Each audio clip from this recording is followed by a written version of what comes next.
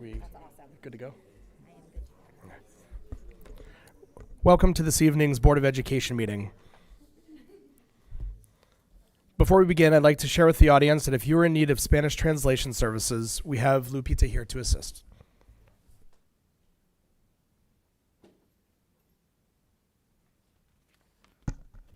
Good evening, buenas tardes. Antes de comenzar, queríamos informarles que si alguien necesita servicios de interpretación en español, estoy aquí para servirles. Gracias, Lupita. On behalf of the board, we'd like to share a reminder regarding the process for public comments during regular board meetings.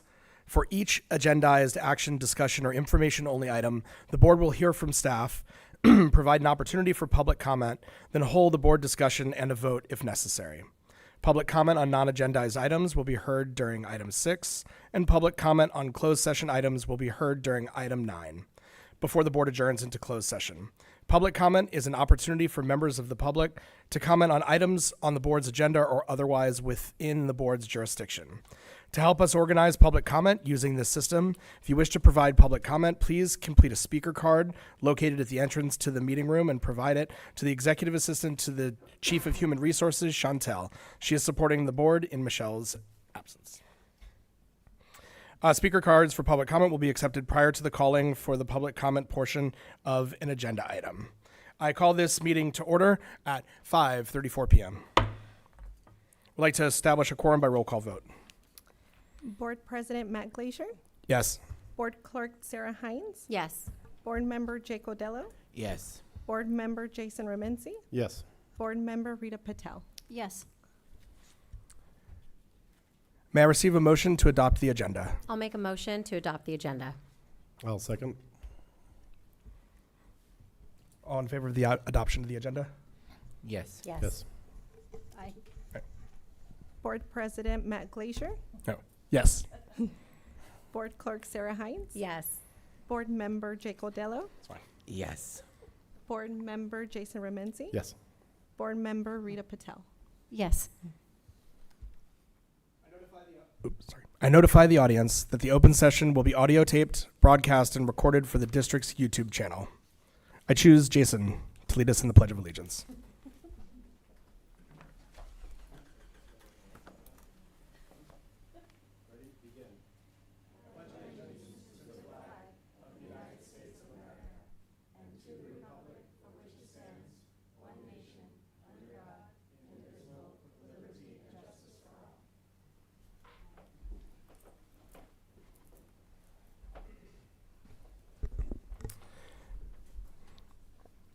Item 2, reports. These are routine status updates regarding campus activities, meeting schedules, and recent developments from our student board representative, our unions ACT and CSEA, and our superintendent.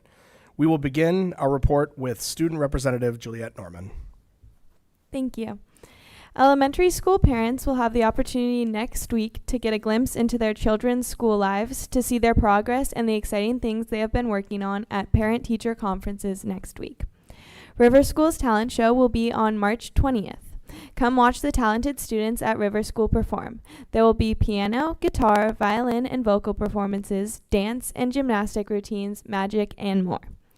Captain Cooper students will be learning about our rich local heritage and the important role our community has played in the history of California when they visit the historic Custom House Plaza in Monterey on April 1st. This Friday, all the Tularcito students who turned off their devices to participate in No Screens Week will be treated to ice cream as their No Screens for Ice Cream reward. Celebrating family, Tularcitos also is looking forward to its Bobcat Family Dance on the 20th. The middle school will have its annual competition tomorrow to see who can recite the most digits of pi.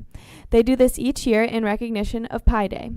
Since the first 3 digits of this infinite number are 3.14, the official Pi Day is March 14th. But since that falls on a weekend this year, the competition will be on the 12th. The 2023 CMS record holder recited an astonishing 628 digits. The person who recites the most numbers will be honored on the library's Wall of Fame and take home a tasty pie of their own. On Saturday, March 14th, middle school scientists will be representing us at the Regional 2026 Science Olympiads at the College of San Mateo, so wish them luck. Congratulations to our high school model UN. They were at UC Berkeley this last weekend for the Berkeley Model United Nations Conference, which is one of the most well-regarded conferences in the nation and one of the largest model UN conferences in the world. At the National Student Television Network Conference in Tampa, Florida, our high school film and video class won awards for Best Creative Program for Student Networks and Best Drama. The High School Musical will begin performances on the 27th. They will be presenting the musical Fame with full orchestra accompaniment. So please attend to support the performing arts while enjoying a great evening of entertainment. For anyone who is able, please come to our blood drive on March 27th. It will be going on all day in the high school library. This is a tremendous opportunity for us to work together to help save lives in our community. Thank you so much. Thank you, Juliet. Next, ACT reports with President Bill Schreier. Thank you. Any report from CSEA?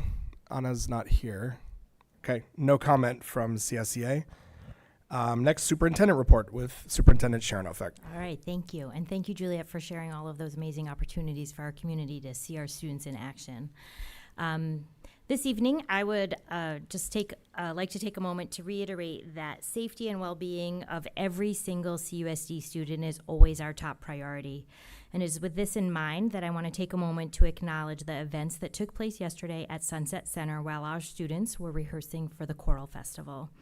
The middle and high school students practiced at Sunset Center and returned to their campuses with no issue. However, during the elementary portion of the rehearsal, several students were feeling ill and emergency response teams were called to assist. The first responders arrived promptly and provided care to the students in need of their expertise. Based upon the assessment of the first responders, an investigation into the cause of the illness was initiated. District staff took direction from incident commanders and supported students as directed from that point forward. I'm happy to share that students affected by the situation were released to their parents and were safely at home by the end of the day. That's a very big relief for everyone in our community. It is in these very situations that we are reminded about the importance of strong systems and strong partnerships. I extend my sincere gratitude to a whole list of people, so give me a minute to get through all of it. But every student and family for their patience and cooperation throughout the emergency response process. It's very time-consuming, and there's a lot of anxiety involved, so I appreciate everyone's cooperation, patience, and willingness to follow the process. Every staff member and chaperone who was present and remained calm and professional as the situation was evolving. Every site administrator for staying in close communication with the district team and supporting their students and families as the day unfolded.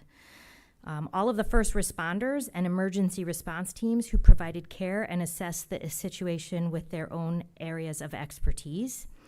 And finally, and very importantly, to my partners in Carmel by the Sea who are here present in our audience this evening, City Administrator Brandon Swanson and Police Chief Trayer. I can confidently say that the collaboration I experienced yesterday was the best I have experienced in my time with CUSD, and I'm very grateful to these two gentlemen for keeping our communication lines open and candid and in line with good time expectations, not delayed. So with that, I just want to say thank you very much. I appreciate you being here this evening, and that shows the support and partnership that we're building. So thank you very much. All right, so while safety is our top priority, another key priority and responsibility is ensuring that the best possible learning environments for our students is provided. An important part of creating that learning environment is class size. My team and I understand how important class size is to our staff and to our families. Our district's current class sizes are among the smallest in the state for not just unified districts, but elementary districts as well that are comparable to us. I think that's really important to state. And we will remain within the district's staffing goals to the best of our abilities. We can't prevent people from moving in, and we are more than 2/3 of the way through the school year. And while we have some classrooms at the top of our goals, we have no classrooms that have exceeded those goals at this point. As I've said in previous meetings and will continue to say, we are committed to maintaining learning environments that support student success while also responsibly allocating staffing to each school site. Most importantly, no final decisions have been made regarding class size for next school year. In fact, the conversations with site administrators have just begun. We are in the early stages of reviewing enrollment, planning, and reviewing projections for next year. Enrollment for next school year opened only on March 2nd, just last week, and the information gathered from families who complete the enrollment process for next year plays a key role in informing all future decisions. So please complete that process. While we appreciate the engagement of our families, it is critical to understand that decisions are made based on evolving information throughout the spring, and site principals are key members of the collaborative decision-making team. So those are my two big highlights. Again, I'm grateful to Juliet for sharing all of the opportunities we have. I'm grateful to our visitors from Carmel by the Sea who I think we're developing a great partnership, and yesterday was a great example of that. And I hope that our community understands a little bit more about the class size, the budgeting and staffing process that takes place throughout the spring, which results in looking at class sizes. So, thank you. Thank you. We are in the report section. Anna, did you have any report for CSEA? Thank you so much. Moving on to agenda item 3, the consent calendar. The board may bundle a number of items and act upon them together in one motion through the use of a consent calendar. Consent agenda items are routine items deemed to be non-controversial, for which board discussion is not anticipated, and for which the superintendent recommends approval. There will be no discussion of these items prior to the vote unless any member of the board requests specific items be removed for discussion. The board will now open public comment for item 3, the consent calendar. Not at this time. Thank you. May I receive a motion to approve item 3, the consent calendar? I'll make a motion to approve the consent calendar as presented. Second. Board President Matt Glazier, Yes. Board Clerk Sarah Hines. Yes. Board Member Jake Odello, Yes. Board Member Jason Remenzi, Yes. Board Member Rita Patel. Yes. Moving on to agenda section 4, action and discussion items. Agenda item 4A, elementary school presentation being presented by Kara Gober, principal of Captain Cooper Elementary School, Ryan Peterson, principal of Tularcitos Elementary School, and Therese Phillips, principal of River Elementary School. Welcome. Thank you. It's fun to be back here. I am really bad with podiums, so Thank you, Pancho. My name is Ryan Peterson, principal at Tularcitos Elementary School, for those online who may be watching and don't know who I am. So we are really excited to be here tonight. As we talked about what we wanted to present to the board, we thought it'd be fun to look at the strategic plan and kind of give you where we are at a snapshot right now, kind of areas in the strategic plan that we feel are strengths that we can build on and things that have already begun and started on our way, as well as areas that we think are important next steps from an elementary perspective.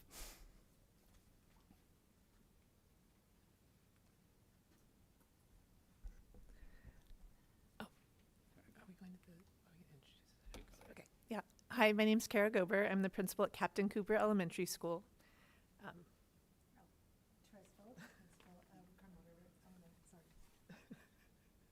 Therese Phillips, principal of Carmel River Elementary School.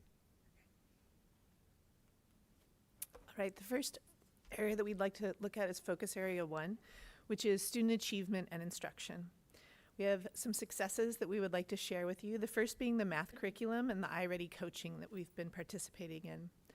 All teachers across the sites are using the same math curriculum, ensuring consistency and a shared instructional foundation for all students at the elementary sites. We've had continued professional learning around the iReady curriculum, which has provided all teachers a deepening of their understanding and implementation of this curriculum and a continued opportunity for growth. This year, we've engaged in iReady coaching, which serves as another layer of support where teachers can dive deeper into the curriculum alongside an iReady coach to strengthen their instructional practice and their understanding of the curriculum. We also have had ELD professional learning multiple times over the course of this school year, with one more to come. This has been for a group of elementary teachers as well as the ELD staff and is focused on designated as well as integrated ELD. The collaboration has helped build an understanding and strengthen the instructional practices to support our multilingual learners in the district. Our next strength is data-informed decision making for student support. So every site has a systematic process for regularly reviewing multiple data points to identify areas of growth for all students, with a particular focus on supporting struggling students. The data sources include DIBELS, phonics surveys, star reading, and additional assessments that together paint a fuller picture of all the students and their needs. While the process may look different at our sites, it uses the same data points, and we all share a shared commitment to using the data to intentionally and consistently support students. And it allows us to meaningfully and have meaningful targeted responses so that every student receives the right support at the right time. Our next steps are we're looking towards the adoption and implementation of a new ELA/ELD curriculum. This will allow for consistency as within math, also within ELA and ELD. Also, the implementation will include professional learning that must be ongoing to ensure teachers are effectively implementing and using the curriculum. And across the district, we're looking at, under this Area 1, also aligning literacy instruction across the sites and grade levels to have coherence in our literacy instruction district-wide, to ensure students experience that same consistent scaffolded development from kindergarten through the upper grades. Thank you. I'm a little afraid of the clicker. Thank you.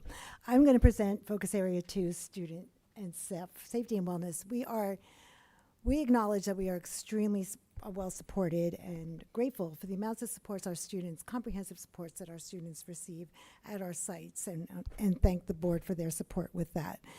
And I'm going to highlight some of our successes around student and staff safety and wellness, which is Focus Area 2. Heart-Centered Connections is a series of classes that teachers and staff have been taking. We currently have our second cohort going through it. It focuses on neuroscience, research-based self and co-regulation. So it really helps teachers not only and staff not only with self-care, but then how to care for students around areas of trauma and neuroscience in the classroom. So it's really impacting our Tier 1 or our classroom-wide systems of support. We also have second step classroom lessons, which focus on social emotional learning at the school-wide level, given by our teachers in the classroom on a daily basis. And this helps us speak a common language throughout the school, throughout their years, around how to work around feelings and social emotional learning. But we also have intentional guidance lessons delivered by counselors that focus on areas like empathy, kindness, and anti-bullying. So there's layers to everything we do. We have small group counseling with our social workers and our counselor as needed for groups of students who need a little help, temporary help with issues that are happening in the classroom for them. We have our one-on-one support through both our social worker and our counselor, which makes a real impactful difference to all our learners. And this makes all works together, and you can see it goes from teacher to classroom to school to small group and then one-on-one. So this all helps with our students and their safety, their emotional safety, and their wellness in the schools. And we always stay current with school safety, school-wide safety, through parent partners and staff partners. And we have some next steps.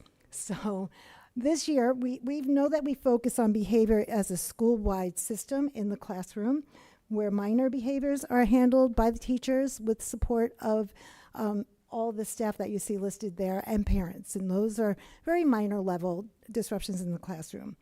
Each site, though, does have a handful of students who exhibit elevated behaviors. We've worked through this at the site level alongside district support. So we are currently working as a whole team in coordination with Ed Services Department on systematic systems of support for students who have elevated needs so that we can address them as needed and pull supports from not only our own site, but district level supports as well. So those are our next steps for enhancing that in a system-wide so that we have quick responses. Right now we handle it through school site study teams and also student study teams and also IEPs if needed. So that's our next steps because we've been working on that this year and it will continue.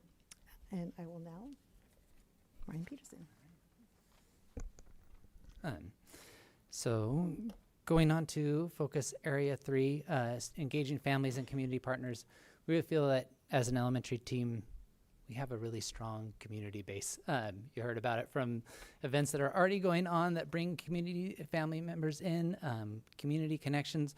We not only have students or community members coming in to help us do different things and at the site level, but we also make sure it's a priority to us. Same thing here all the way through the high school, that we start young with the students actually going into the community too and doing service projects throughout the community, whether that's at school that then everything goes out or whether we take them out. And so we're really proud of the amount of family and community involvement that we have at the elementary levels. I think we're also lucky in the fact that at elementary, parents want to really be involved at the early years, and so that's a big help there. The next thing too, just with that welcoming campuses, I know we've all spent a lot of time making sure that parents feel welcome to come onto campus and community members as well, and so that's something I know if you look back at all the surveys we've had over the years of parents feeling welcome and safe coming onto elementary campuses has been a very high response rate.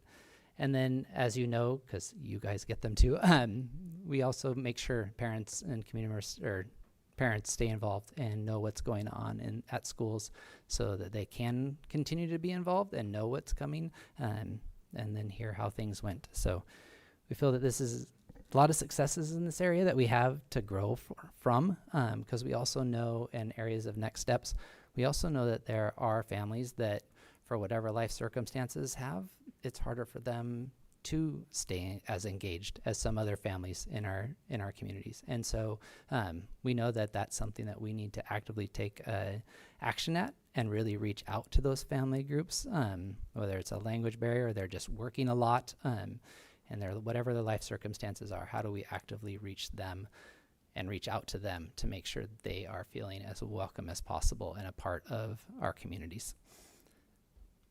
And then lastly, for focus area 4, for optimizing our resources, it has been, I think we'd all agree to this, we have a lot of fun together. And so we just enjoy collaborating. We enjoy calling each other up, running at situations by each other to make sure, one, just to get ideas, but two, to make sure that there's consistency across the elementary sites. Because as we know, people compare what happens at one site to another site. And so that collaboration amongst the three of us is really important, and as well as with our district and our district office staff. And so another success this year has been we felt very involved in the dealings with the facility master plan and the feedback that's been given from staff and parents. And so just want to put that out there that we feel like that's been a very big success from this year. And then the next thing too, I will say our nutrition services from the elementary perspective is light years ahead of where it was when I first got to this district. And so I know that is a continued effort by our district to make sure that we're giving students great nutrition and a great experience at lunchtime. And I can say that I think that compared to where we were, that we are at a great spot. And so just excited for that to continue to be a focus and how we can continue to improve on that. But I know if you've been at elementary school only for a handful of years, you don't know how far we've come, and we've come a long way. And so big shout out to nutrition services there. And then next step, I love an analogy that an old colleague used to say, that they compared education to a Rubik's Cube. And a lot of people only see one side of a Rubik's Cube, and they don't realize that in education, you can't just change one side without impacting at least 4 others. And to make a change on one side, you end up having to make a whole lot of other changes. And so we know that just next steps, that continued collaboration in our district from what we're doing in elementary to middle school to high school, and just really excited to have that focus on that collaboration, pre-K all the way through 12th grade, and being a big part of that, working at sites with the district, with all of you, with our community members, to make sure that as we adjust that Rubik's Cube, we're being very strategic and not just flipping sides and trying to make it and scrambling the whole thing up on other sides. So we're really excited to continue with this process and with the strategic plan and working together as a team moving forward.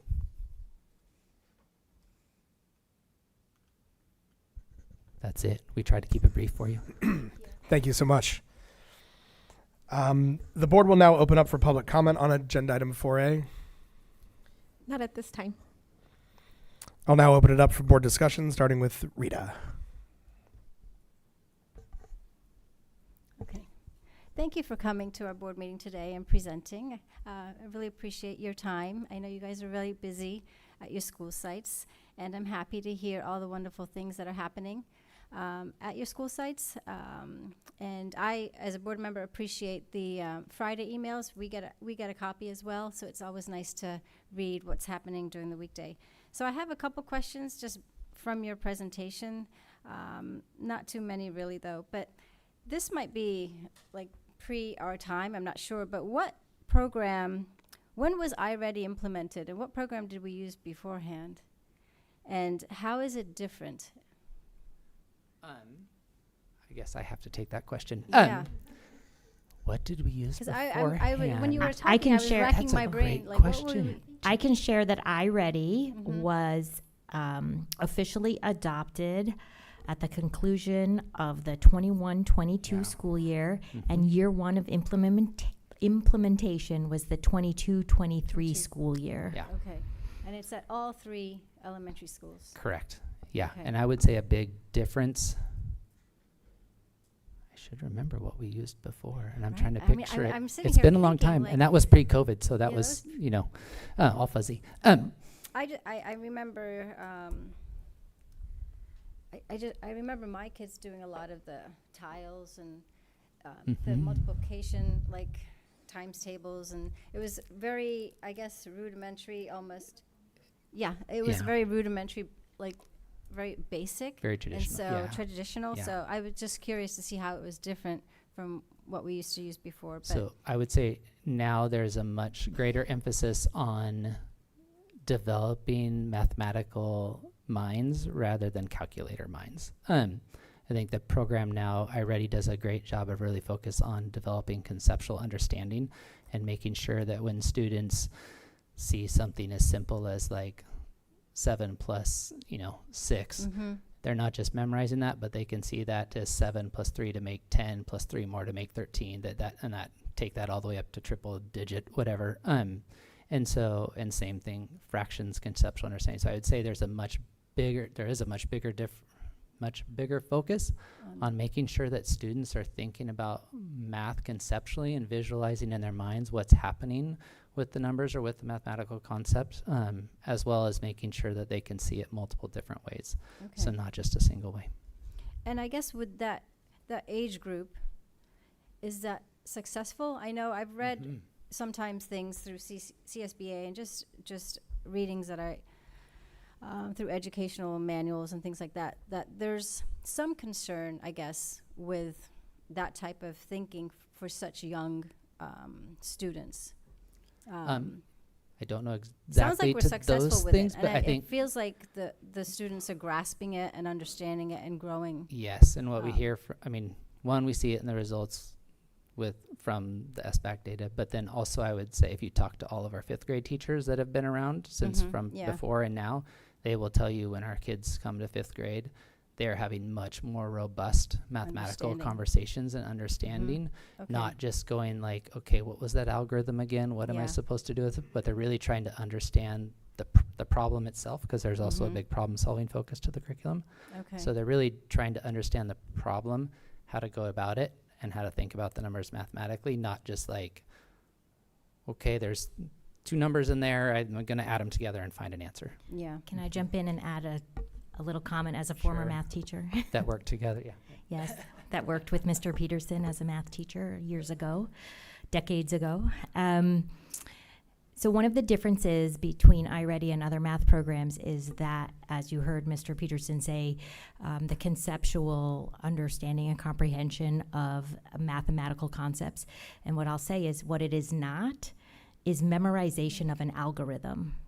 And my best example of that is a lot of kids love to memorize the Pythagorean theorem. A squared plus B squared equals C squared. They think they understand it. They think they know it. But if you give them a word problem or any other kind of math problem where it is not overtly obvious to them, they have no clue that that's the formula you use. They don't know when to use it or how to apply it or when it applies. And that's just one example where a lot of kids love to memorize that algorithm because it's the very first one where there's, lots of more complex math. And they think they get it because they memorized the formula. And they have no clue how to use it. This program comes at it from what do you need to know in order to solve this problem and how does it work? And that conceptual understanding. And there is actually quite a bit of research that supports that kind of mathematical instruction for greater comprehension and recall of information and application of it. So there's actually quite a body of research that supports it. No, that's good. I mean, I'm glad we're starting young and having them move through middle school and then high school with that type of program as their foundation. I would add too, because knowing that like parent family engagement, that's one thing for area of growth. It's like it's harder on the parents. The kids tend to see all the different multiple strategies, and then the parents are looking at it going, that's not the way I did it when I grew up. Right. And like, which I think is good. Yeah. And so. Okay, let's see. So on focus area 2, the heart-centered connections, the second step classroom lessons and intentional guidance lessons, how many lessons do the students receive? Is it a weekly program, monthly program?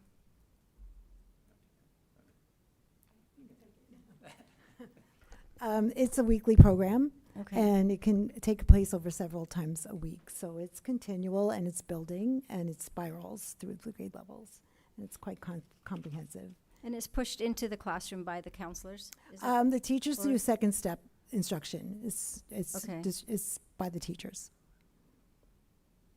Okay. Well, that's good. I'm glad to hear it's often. It's not It's once a often. month. No, or, no, no. you It's know, often. once Yeah. every once in a while. Okay, then focus area 3. I'm happy to hear that we have great families and communities supporting our schools. It's always nice to have, I guess, all of us work together for the our common purpose, for our students. You had mentioned about some families that are busy with work and are too busy. What type of outreach are we doing for those families? I think that's why it's on the area of next steps and area of growth. I know it's something that's always been on our radar, right? Those families have always been here. I think lately the effort has really been around engaging our Spanish-speaking families and making sure that they're really brought in. And a lot of that's done through personal outreach. I know like our EL teachers, our counselors, there's a lot of just personal phone calls that go out to reach out to our Spanish-speaking families. And then for all of our EL families, even the non-Spanish speaking EL families that we have. And I know for, Tular specific, also engaging families that live further out. So spending time like reading week, we went out to Kashawa and had a reading night out at Kashawa. And so for us making sure we're making our efforts to go there and really reach those families. And it does become a lot more personal phone calls, personal outreach by teachers, by counselors, myself. Front office staff. I think that is good. Personal outreach is always meaningful. And then I know in healthcare, we have a lot of mobile clinics that push out into some of the outlying areas to support, medical care for communities. So I think going out to Kashawa, and I think it's really helpful. So I see a lot of benefit just in health, in the field that I'm in healthcare, mobile clinics and, is has been a positive. I will Yeah. jump in and share that as part of our LCAP, we have some staffing allocated to a community liaison for folks living in our outer regions. And we have tackled that in a variety of different manners and ways, depending on who's in that role. So we had a bilingual person who was in that role who supported everything Ryan said. We currently have someone different in that position who also supports the work of the district and provides communication. So there is definitely that defined role as part of our LCAP, but that person also is responsible for the whole district. Well, that's it for my questions. Thank you very much, and look forward to, I guess, open house, right? Yeah, thank you. Thank you. Jason? Thank you guys for coming tonight. I don't have questions. I just want to share some appreciations of things I noticed that you guys are working on that I like seeing. The standardization across the district, I remember kind of my first tour down at Captain Cooper. Then Sharon talked about how now we're standardizing on this plan, and it seems like 2 years down the road, you guys are all behind it, and it's working really well. I also appreciate seeing the collaboration between you three. I think as a unified district, it's really important that everybody works together as far apart as you guys are. There's so many similarities with these kids. I really like seeing that. And your focus on the strategic plan, I think, is great too. So keep up the good work. I appreciate it. And thanks again for coming tonight. Thank you. Jake? I don't really have any further comment other than, I love the fact that we are reaching out to Cashel. I can attest to all of the activities that are pushed out there. And not only is our school communities, but our broader community and our service providers are all very engaged and supportive of our outlying regions. And I think that that's a testament to, the leadership and the site visits in all of our sites, from Big Sur to Kashawa to everywhere. And so I think that's really neat. It's really neat for me. And then my favorite part of the job is doing the site visits. And I have so much fun going to the elementary schools, and we have really good, meaningful conversations. We meet with teachers and sometimes interact with students and have really good times when we do that. So I appreciate you guys welcoming when we do that. And those are just, it's the best part of the job. I mean, Matt Glazier's meetings are really good too, but the site visits are on top. Sarah? Thank you for a great presentation, and thank you for spending part of your evening with us. I know it's been a long day. And I would just kind of like to piggyback on what Jake said, I think, and Jason. I really love a lot of what you all are doing, and I appreciate the fact that the campuses are so welcoming, and I do appreciate all the collaboration that you've been doing. I think that's really important to do it across sites, our elementary sites, even though they are quite different. I appreciate the fact that you can all learn from one another, from successes to maybe things that didn't work or maybe not work out so well. So I think that's great that you guys have such a tight communication. And I guess I'll just end on, I'm glad that you felt like your participation in the facilities master planning process was successful. I know that that was really a goal of ours, to make sure that you were all feeling included and heard, as well as community members and staff members, all of that. I mean, it was all built into the program. So I'm glad that we sort of achieved that level of success with all of you. So thank you for everything that you do. Thank you. I echo a lot of my my colleagues' statements of gratitude. I really, the slide that's left up here, the focus area 3 and the next steps, the critical importance of continuing community outreach, not sleeping on that, but making that a real priority.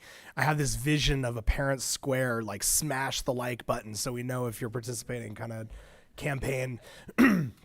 But I know living in Big Sur, it is hard for us on Wi-Fi and the absence of Wi-Fi and the variety of ways that you go about doing outreach. And I see what happens at Captain Cooper, and I'm certain it's happening at other districts, but keeping that a focus, because the success of what we're doing, the success of the strategic plan in the engagement with families is critical. So I'm grateful that that's up here. I really didn't know what a school principal did until I've been in this role. And it is remarkable how you sit in a role as an administrator, unrepresented by a union, and balance two union groups, unrepresented groups, and an administration above you, while dealing with the ed code and all of the different laws and all of the different community interests and all of the balancing that goes into what you do, and seeing that reflected in the success of the students throughout the district. And that is indicated both by test scores, by increasing and improving test scores, following what's happening with the LCAP, and then looking at success in coming in to middle school. And that's all done with thoughts on closing gaps of experience and ensuring the best for all of our students. And that's a really remarkably difficult job. And I'm grateful that you're here doing it, and doing it with the ease and grace that appears to happen with so much going on, and we only know a fraction of it. And like Rita said, those weekly updates, those Friday updates, I look forward to them, and it's just indicative of how much work goes into just every week of delivering education to these students. So thank you so much for being here and for being great representatives of what Carmel Unified can do for kids. Thanks. If I could just jump in and add an additional expression of gratitude and thanks to these three particular principals, who are the principals whose students were at Sunset Center yesterday during the most critical portion of the day, and they kept communication going between themselves and myself and their families, and checking in, and multiple phone calls. And so they definitely deserve an additional note of thanks for just that one situation yesterday, amongst all the other things that we do in a day.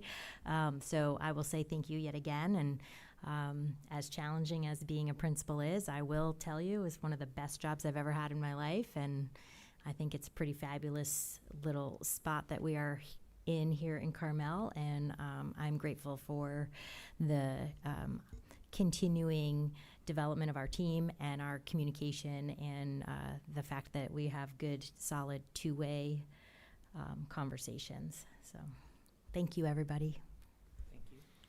Juliet. Yeah, thank you so much for all of your presentation. I think it was amazing to see. I mean, I haven't been in elementary school for 7 years, which is kind of crazy to think about. But, I mean, I just had an amazing time going to Tularcitos with Principal Peterson.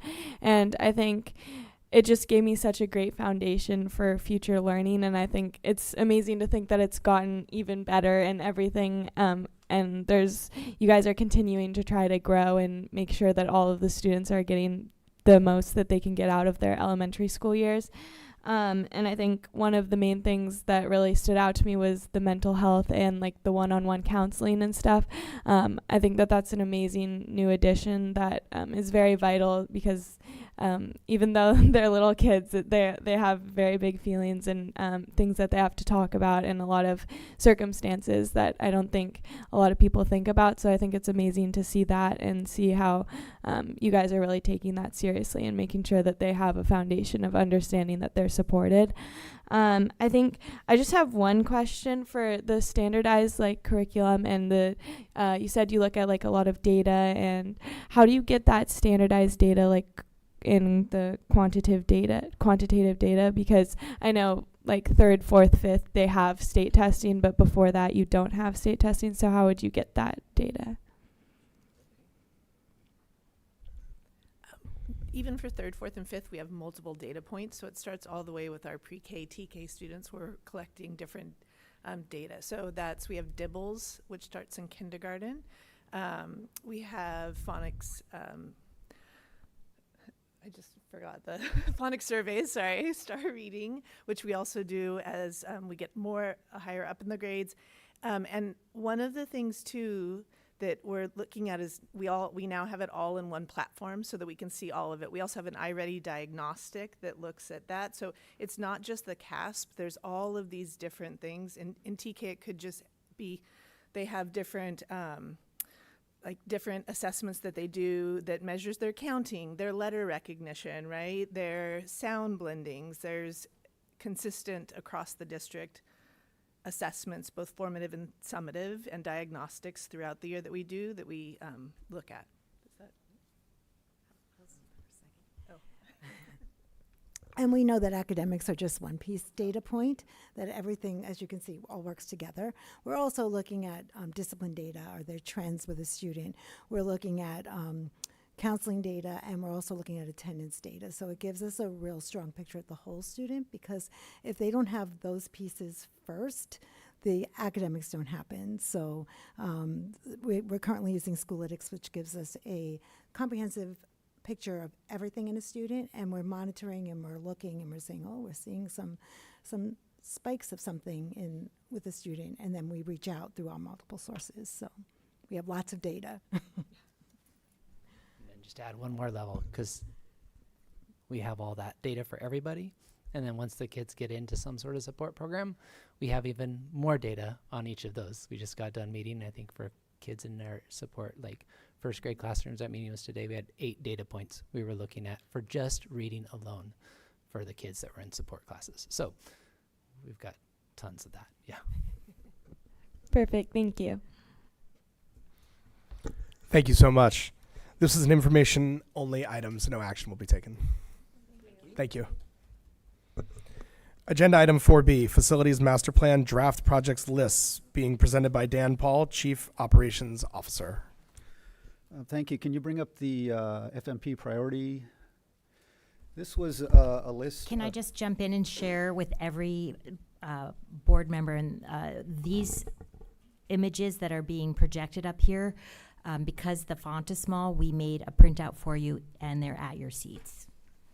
Okay. Sorry. No problem. This list was reviewed by the board in 2019 during our facility master plan process. The board at that time, after we went through the process, identified their highest priorities and directed us to begin work on some projects. So some of these items have some work completed. Under item 1, we have wellness centers at the middle school and high school. They're in temporary locations, but we do have the wellness centers. We worked on parking at the high school and the middle school. Furniture replacement has occurred at sites. As we've done furniture replacement, we've done the innovative furniture and not just gone with the regular sled style desks or the old type of furniture. Stadium lighting has been installed. We've also looked at the professional learning center. Originally, 6-7 years ago, that was going to be Logan Hall, but after reviewing, the space was not adequate, and we now have the space we're in right now. The IT department was moved to Logan Hall and is making good use of that space. So those were some of the priorities that were developed at that time. If you can bring up the project list for consideration. The project lists are draft versions based on information from the 2019 master plan, site level input, and January 2026 community input meeting. It's not prioritized in any manner, it's just alphabetized by site. So this has no prioritization. They're very broad categories they can be broken down to. There's also links across project categories that make them like an either or, such as the gyms. You'll see 2 gym projects. It's not a both, it's an either or. We would either build a new gymnasium at the middle school or build a practice gym at one of the sites. There's also a both and category. A good example of this is the central kitchen and the cafeteria at the middle school and replacement of portable P1 and 2 and the SDC classroom replacement. That's actually a combo. We did a study that looked at the perfect place or the best location for the central kitchen. It's actually where P1 and P2 are located. P1 and P2 are getting near the end of their lifespan. They were originally River School portables that were installed during class size reduction in the early 90s. When we finished construction at River School, we moved them to the middle school and began use, and now they're at the end of their lifespan. So theoretically, you could have a project which may be several different projects on this list, but some would drop off. You wouldn't build a new, say, SDC classroom. You would build a central kitchen, and where the cafeteria is, maybe you divide that space up into your SDC classrooms and replacement space for P1 and P2. So not all of these projects would occur. There's some work to be done on prioritization, and based on that prioritization, your project list would get larger or grow smaller based on decisions. There's also relationships between capital projects and deferred maintenance.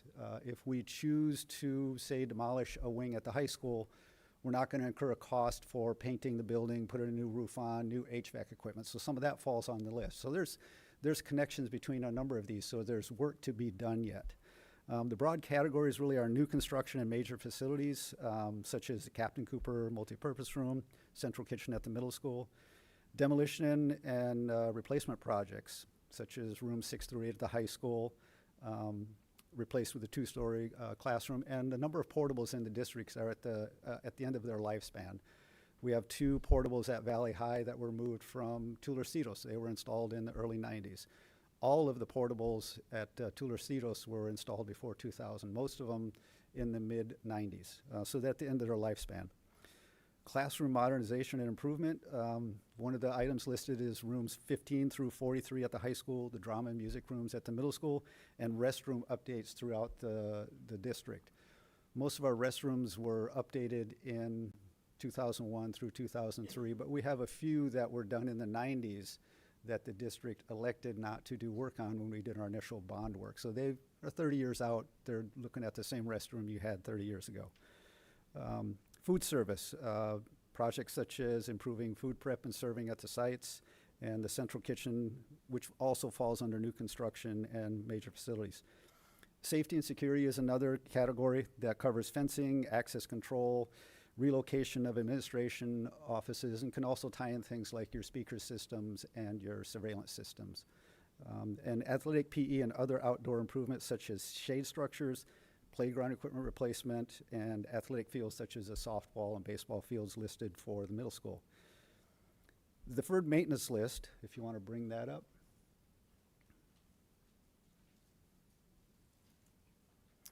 This list shows capital repairs that accumulate over decades, and with most of the district's facilities between 60 and 85 years old, the list is long. Not all of these are right now needs, but they're reasonable to project them in the next 5 to 10 years.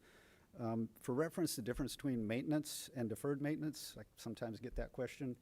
Maintenance is changing your furnace filter or replacing the fan motor. Deferred maintenance is you're replacing the entire furnace, or patching a roof versus replacing the roof. Currently, the principals are reviewing the lists of capital projects to prioritize their sites, not based on what they would like done first, but based on what they feel is the greatest need for their site. We'll have that list back at the end of the month, so we'll have more information at that time. I'm happy to answer questions on any of the items. I can go through all 108 line items if you wish, but I can answer any questions you might have. Thank you for that presentation. Sorry, that 108 number jarred me. The board will now open up for public comment for item 4B. Not at this time. Okay, hearing none, I will open it up for board discussion, starting with Jason. Hey Dan, thanks for coming tonight. This is a lot of information, and I have a lot of questions too. But I would like to would it be appropriate, Sharon, to formally request that we schedule a study session for this topic? Because I think there's too much to unpack in an information-only item for me to feel comfortable. You sure can make that request, and I'd we like to can make take that it up request at then. agenda setting when we have it. Okay. Sure. And I then will I'll second get my that. questions until then. Thank Or you. do you need some further formality?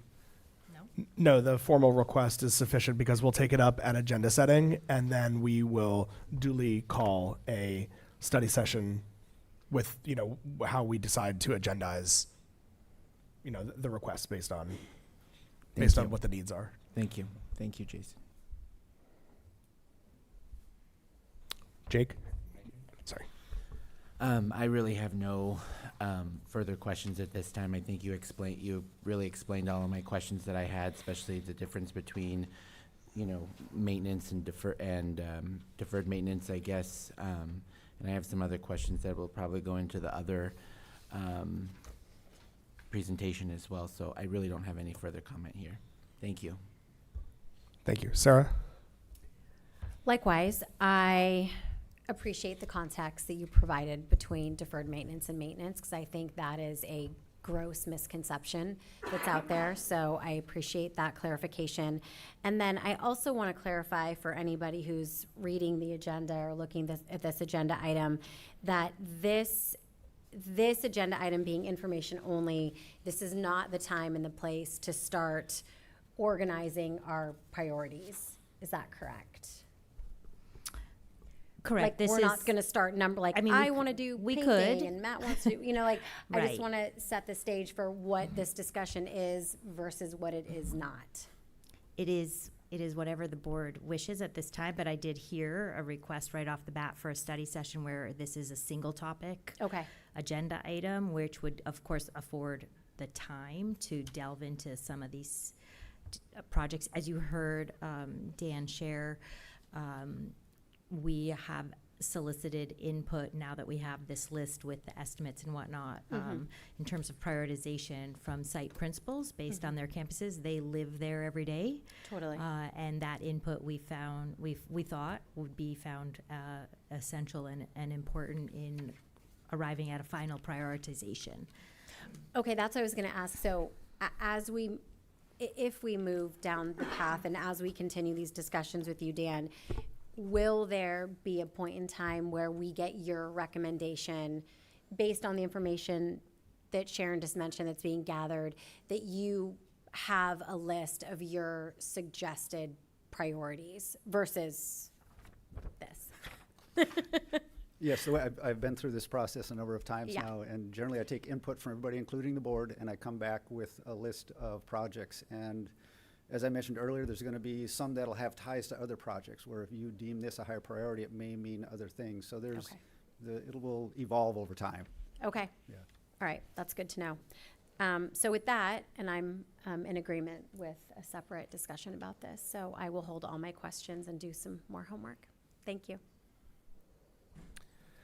Thank you. This is, in fact, a lot. One of the questions I was asked ahead of time, that was then an answer was provided, but if you could just expand a little bit about how these estimates work. This is a 2019 facilities master plan that had an update, kind of got dusted off, updated to the modern era. Some of the stuff has been done, but then these figures, I mean, again, if I'm the public and I'm looking at these figures, I'm like, wow, that's a lot of resource to do these things. How are these estimates arrived at? I worked with our architect, Matt Leitner, with HCHB. We reviewed all the projects and the project list, and he worked with an estimator under his contract. And these costs that you see represented are based on current construction costs, and they're not just the construction costs, they're the hard and soft costs. Soft cost means your architects, your pre-construction testing, construction testing, inspectors, everything that goes into an entire project. So this is an all-in cost we're projecting right now. These will change as well as we define the project, because right now these are very undefined projects. But it is done by a professional estimator based on feedback that we gave the architect. And so these are considered reasonable and conservative numbers for estimation. Yes. That's great. That's what we would expect. Yeah, I don't want to get into prioritization now. I agree with my colleagues that in a study session we can talk specifically about more clearly about what it is that we need to achieve, and then tying some of those links that you mentioned together, because this, from a project management standpoint, is a lot to digest for sure. And looking at how we ask questions about deferred maintenance in priority, and how we look at draft capital projects and who those other players are, that should be included. I would hope that we would have the feedback from the school sites, from your department, and then from the public and from other interested parties in how we, families, in how we make these decisions, because it is a lot to digest. So when I agree that we should take this to a separate study session, it is to make sure that we are giving it the due time and understanding to make the best decisions in the name of the public and in the name of the students. So with that, I don't have any other comments or questions at this time. But I look forward to reconvening in a study session to go through this with more specificity. Thank you for this. It's a lot of information. Rita. Yeah, I guess same for me. If we're going to be moving this to a study session, then I'll just hold all my questions for that time. Thank you. Thank you. Juliet? Yeah, I just have one question. Thank you for your presentation. Once the list is prioritized, is it just going to come to the board, or are we going to give it out to like site administrators as well as like students and stuff to look at it and make sure that that is like what the priorities are? The prioritized list will become part of our facility master plan, which will be a public document which everybody's going to have access to and be able to give input to. Okay, perfect. I think also in our solicitation of input there, we would, so if you remember, Mr. Ball went up to the high school and met with some student groups to get input originally anyway. And so that would be something that he would be doing in terms of the prioritization. So it's a collaborative process, or it's input is solicited and then that information is taken into consideration when the final project list is assembled. So would that be done like throughout the whole process still, or is that kind of just something that happens? My sense is that once we have a list, that's the list. We don't go back out again. We have to call it at some point. Right. There is a time frame. So we solicited all the input. We pulled it all together. It was all shared. These assessments were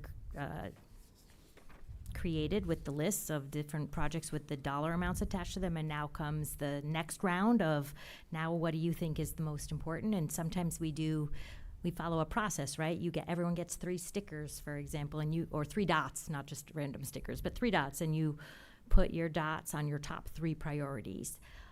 So it's just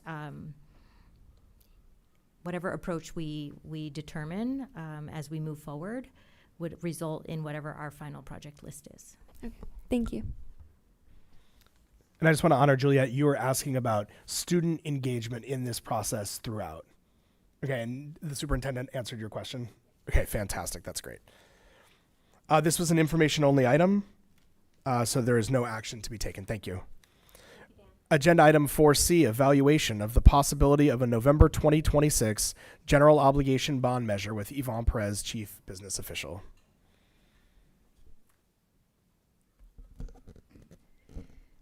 So thank you, Board President Glazer, members of the board, and Superintendent Opic. Tonight we continue our work with Shane Green of East Shore Consulting. He is CUSD's municipal advisor since 2016.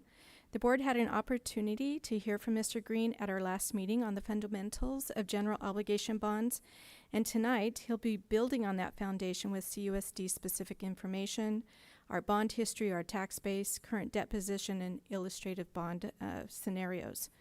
The financial scenarios presented tonight are illustrative only.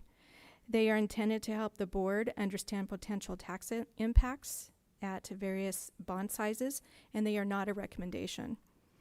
That analysis comes later, and part of that prioritization of possible projects will play into that. And if the board chooses to proceed, that decision will come at a future date. So with that, I'd like to turn it over to Mr. Green. Thank you. Thank you to the board. Shen Green, pleasure to be back with you again this evening. I have a presentation here. We went over quite a bit of information, and a little bit of repetition maybe is helpful, so we wanted to just reinforce some of the concepts we talked about quickly and then kind of move into our new conversation. We've talked about what a municipal advisor does, but we're really sort of the ones who meld the SEC and regulatory environment with the local political environment, the project needs, things of that nature, to formulate a bond program and a financing program to complete capital projects. And that includes a variety of services. But I think more importantly, you just want to kind of talk about our role quickly.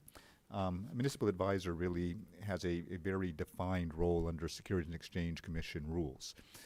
We are a fiduciary to our clients, which means that we are required to look first and foremost at our clients' needs, above our needs, above those of an underwriter or any other participants in the finance team.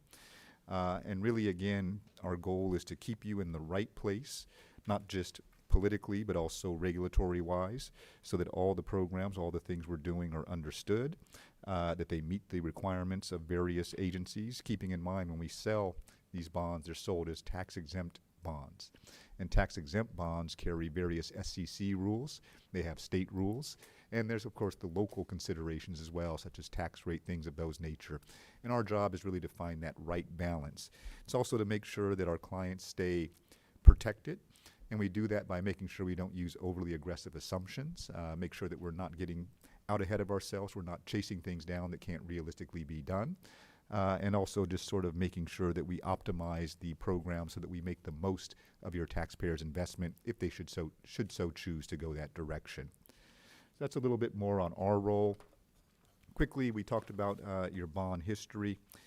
You have 2 prior authorizations that we had mentioned for a total of $41.5 million in facility improvements, and that's since 2000. The last of those authorizations was in 2005. So it's been a couple of decades since you last did sort of a program like this. That program, the 2 programs together, had a combined rate estimate, but today we're well below that rate estimate at $10.03 per $100,000 of assessed value. Keep in mind, assessed value is not market value. We'll dig into that a little more later.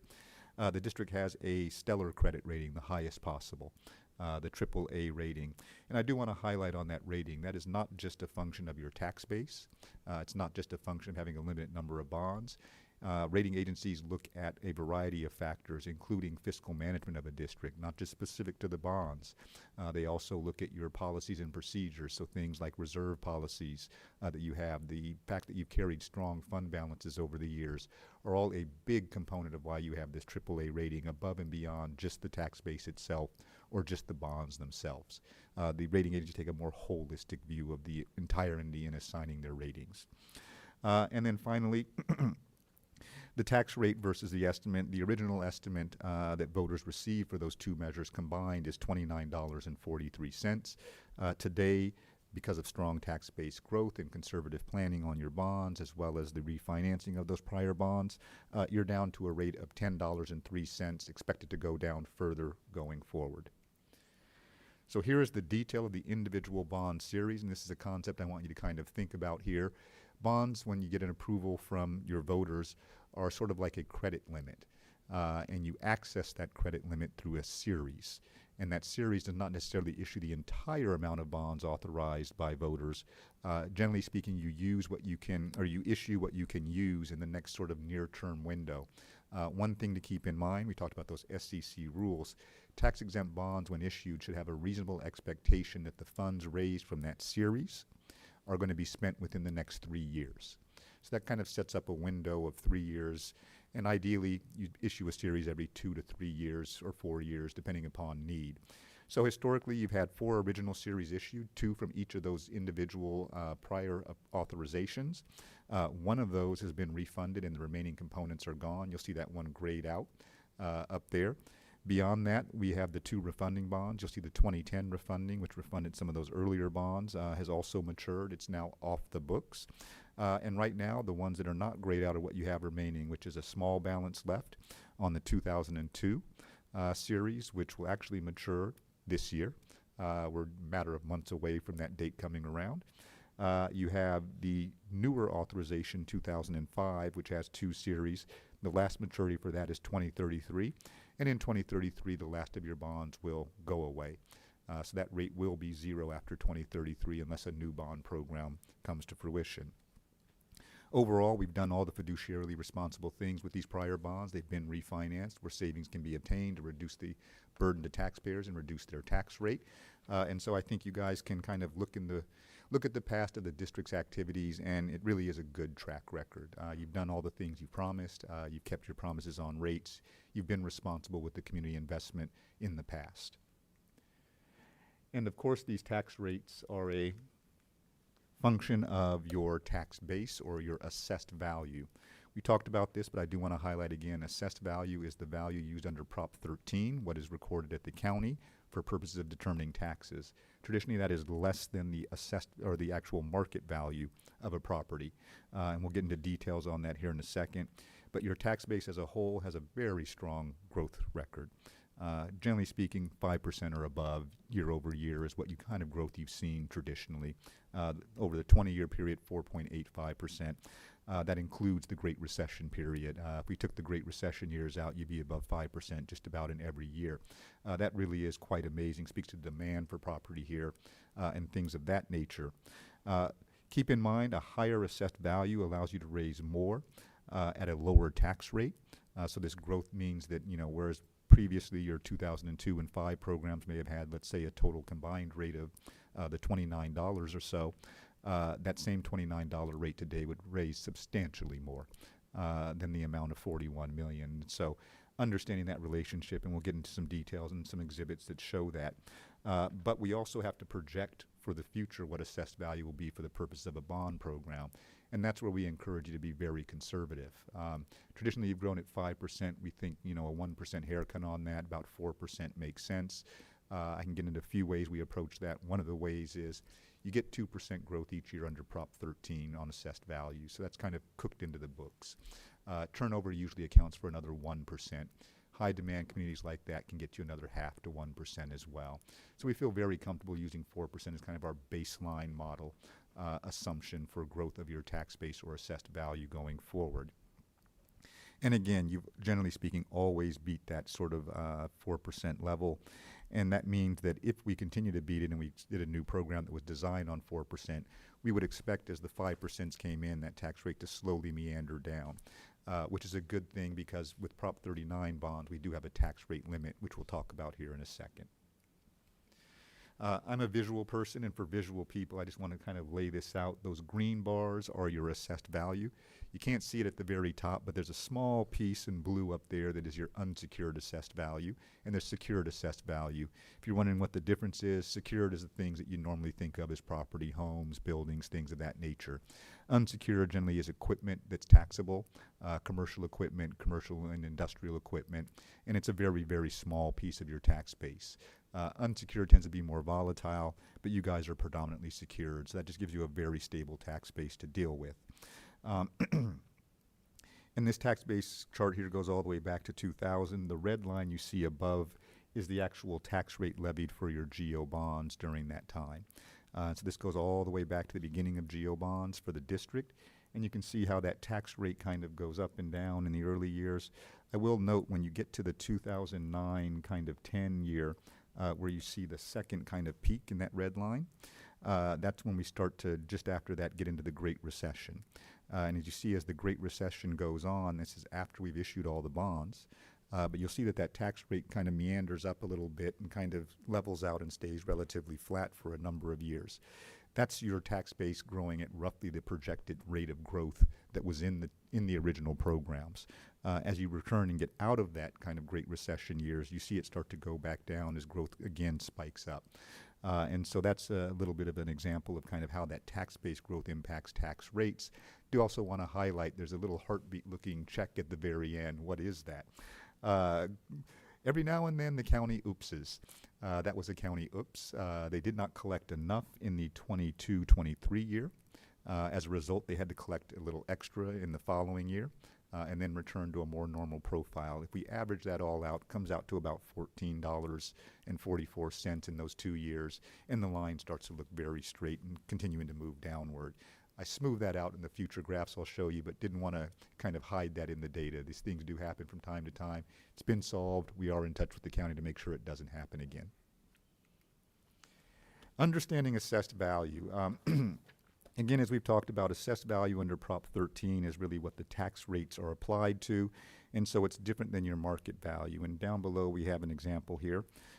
Let's say someone purchased a home for $2 million in 2024. That purchase goes on as a $2 million home for assessed value purposes.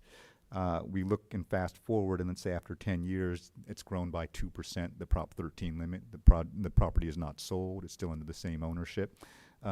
After 10 years of 2% growth, that $2 million home is now assessed at roughly $2.4 million.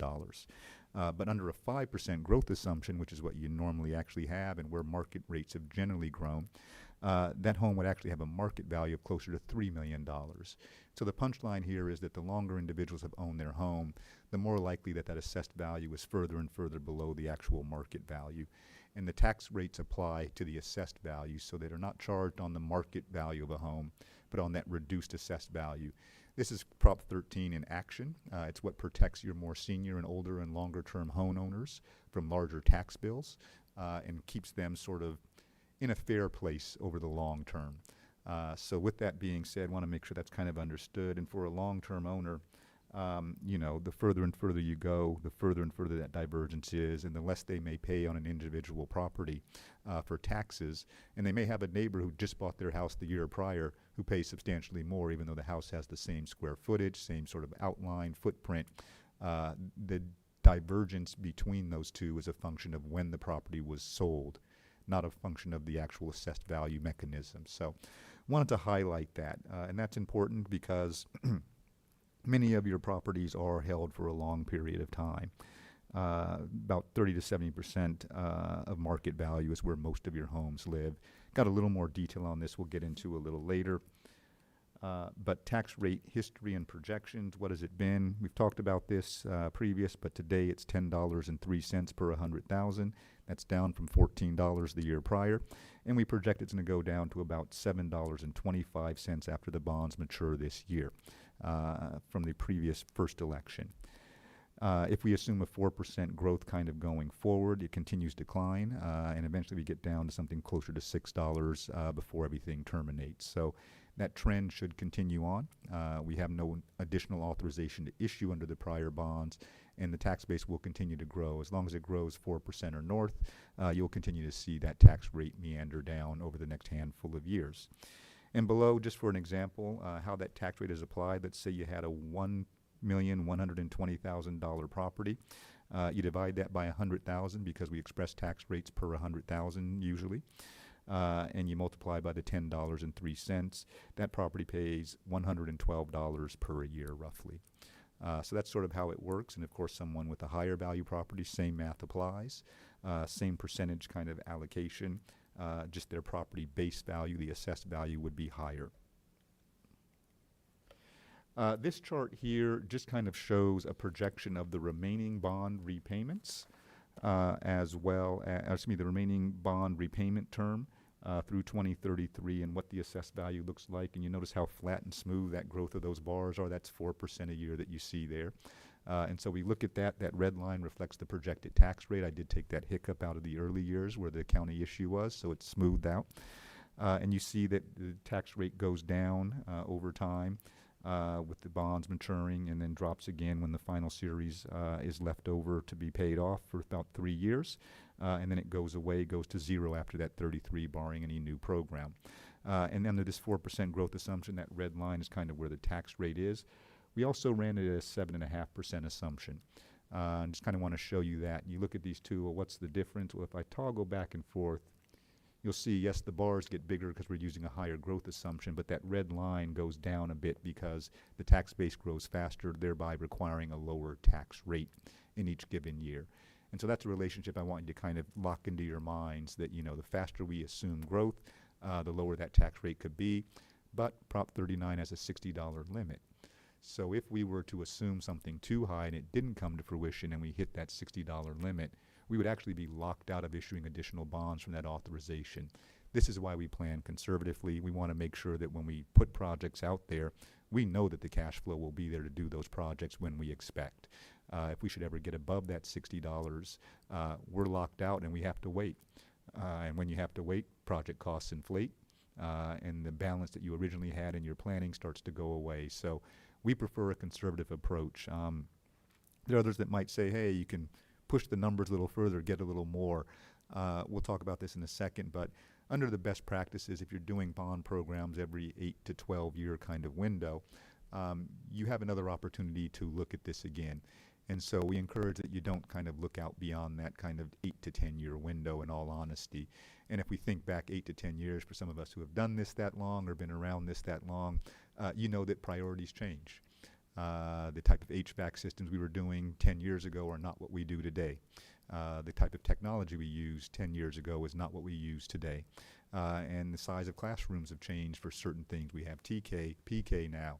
And so all these different things mean that really taking snapshots of what you can digest is a better approach than trying to project the future. I've seen programs try that. They've never projected it perfectly. It's just too hard to figure out what Sacramento will do. That being said, we'll switch here real quick. You've seen this before. This is the tax bill. The tax bill essentially is two pieces. There's the assessed value information in that first section. Up there, down below, you see the percentage-based taxes. Those include the district's GO bonds. And then below that, you have the fixed charge amounts. The GO bonds are percentage-based in that second group of information there with the green bracket next to it. And you can see how it's experienced by an individual taxpayer, and this is what they see on their bill. This is how they experience the actual bond measures on their tax bill. All right, that was the background stuff. Want to just make sure real quick, if there are any questions on any of that, happy to dig into them now. If everyone feels comfortable with that, let's look at what we can specifically do using some, as Yvonne had noted, illustrative examples. These are not the final decision. These are not what we're recommending here tonight. They are just sort of things that give you a sense of the numbers, give you a sense of what might be possible. We'll talk about some of the best practices, how a new bond series, how the bond series themselves work to match project timing, and show some illustrative illustrative program examples and a potential timeline. So best practices. Really, again, thinking about this as a regular cycle type of an event is a good idea in our opinion. Realistically, again, every 8 to 12 years, kind of updating your FMP, taking a look at what's needed, what new rules are in place, aligning the future facility needs to the curriculum needs at that time is really a good idea to do. And so with that, you have the ability to really maintain stable, predictable tax rates because you've only done what you know you can do. You're living in a more proximate world with those sort of cycles. It also prevents deferred maintenance accumulation. And also gives you an understanding and the community understanding of when to expect that next request and ask and kind of be ready for it. Also, with regard to bond program design, whenever possible and because you have a large tax base, if the amount you need is not at the max, we can start looking at using shorter duration bonds, which is really an advantageous thing. Much like a 15-year mortgage versus a 30-year mortgage, shorter duration borrowing carries lower interest rates as a whole. And down below, we give you some examples. If we did a bond program with a 30-year term, you'd be looking at like a 2-to-1 repayment ratio, $1 of interest for each dollar borrowed. Bring that down to 25 years, you're about 90 cents of interest. Bring it all the way down to 15 years, about 50 cents of interest. Of course, less interest expense, but higher payment in each given year for that. And so it's kind of a balancing act to find that right kind of sweet spot of not using too long of a bond, but not having too high of a tax rate because you're using too short of a bond. And so with that understood, we'll go on to understanding bond series. As I mentioned, when you get an approval from your voters, it's kind of a credit limit. You are authorized to issue up to X amount of bonds, but you don't get all of X amount of bonds on day one. My favorite joke is a lot of people think there's a truck that starts out somewhere in, somewhere up north in Del Norte County, and they find everyone who's got a bond measure and they throw a bag of money out to the district. Doesn't work that way. You have to access it over time through an individual series. Each of those series, as you've seen in the past, raises the amount that's needed for the near-term window. That's advantageous because you're not being charged interest on money you don't need right now. The interest only starts when the bond is sold in each series. It also means that you have the opportunity to phase things out. And realistically, if we're looking at projects, for instance, at the middle school, we'd like to redo perhaps all of the classrooms. It's not something you can do all at once. You can't shut the middle school down for a year to rebuild it. So you got to kind of phase those things in. And in doing that, you find ways to split the bond up, bundle a group of projects that will be done in the next 2 to 3 years, fund those with a series, and then allow the tax base to grow, those projects to move forward, and then issue your next series when you need the money. So that's one of the features of bonds that we always like to highlight. And in theory, every 2 to 3 years, you're issuing a series until that authorization is fully expended. If you do that over, let's say, every 3 years over 3 series, you're looking at, from day one of the first issuance to the end, about 6 years. By the time you absorb that last series and get those buildings done over the next 2 or 3 years, you're at that 8-year window to start looking at what do we need to do next. So when you get that, you kind of get into a sequence of rolling along, and you'll see that most districts have a handful of bond programs. We'll show you some comparables here in a minute. But that is kind of the series concept, and really wanted to highlight and make sure that you understand that the total amount authorized is issued over time.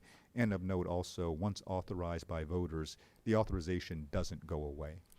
So you have an indefinite time period to actually access those funds. In terms of capacity, there are two things that limit a capacity of bonds for an individual district. The first one is the maximum capacity under state law. There's a state code section that says unified school district is allowed up to 2.5% of its total assessed value in bonds outstanding. Now, as your tax base grows, that amount grows with that tax base growth. And as you pay off bonds, you have additional available capacity over the years. Today, that rule is not a problem for you. You have over $600 million of capacity under that state rubric. And just so if you're curious, an elementary or a high school district gets half of that. 1.25% is their limit. But as a unified, it's 2.5. The second limitation is the Prop 39 tax rate limit. And while there are ways to do GO bonds without Prop 39, it does require a higher approval rate, becomes much more difficult to pass, leading the use of Prop 39 in most cases. And as we noted, for a unified school district, Prop 39 limits you to $60 per 100,000. If we took your tax base size at the $60, that's still over $400 million. That's perhaps more than you could digest. Realistically, you have to be honest, as an entity that you can't absorb a ton of money at once. Usually programs take a design phase, and you have to kind of get them plans and approved by the state. That's usually a lower capital intensity need. And then as you're doing heavy construction, it may ramp up. And then at the end, you may have a little slowdown again as you're doing punch list projects, finalizing other projects, things of that nature. But the ability to absorb, and do more than, an 8-figure kind of amount of construction in a year for a school district becomes exceedingly difficult. When you just think about the number of classes, space that you have on campus, the fact that you have to use temporary housing for some students while you're improving other buildings, that all, when you fit it together, just means that you really have to phase these things out in a certain way and really understand that a series is the way to go.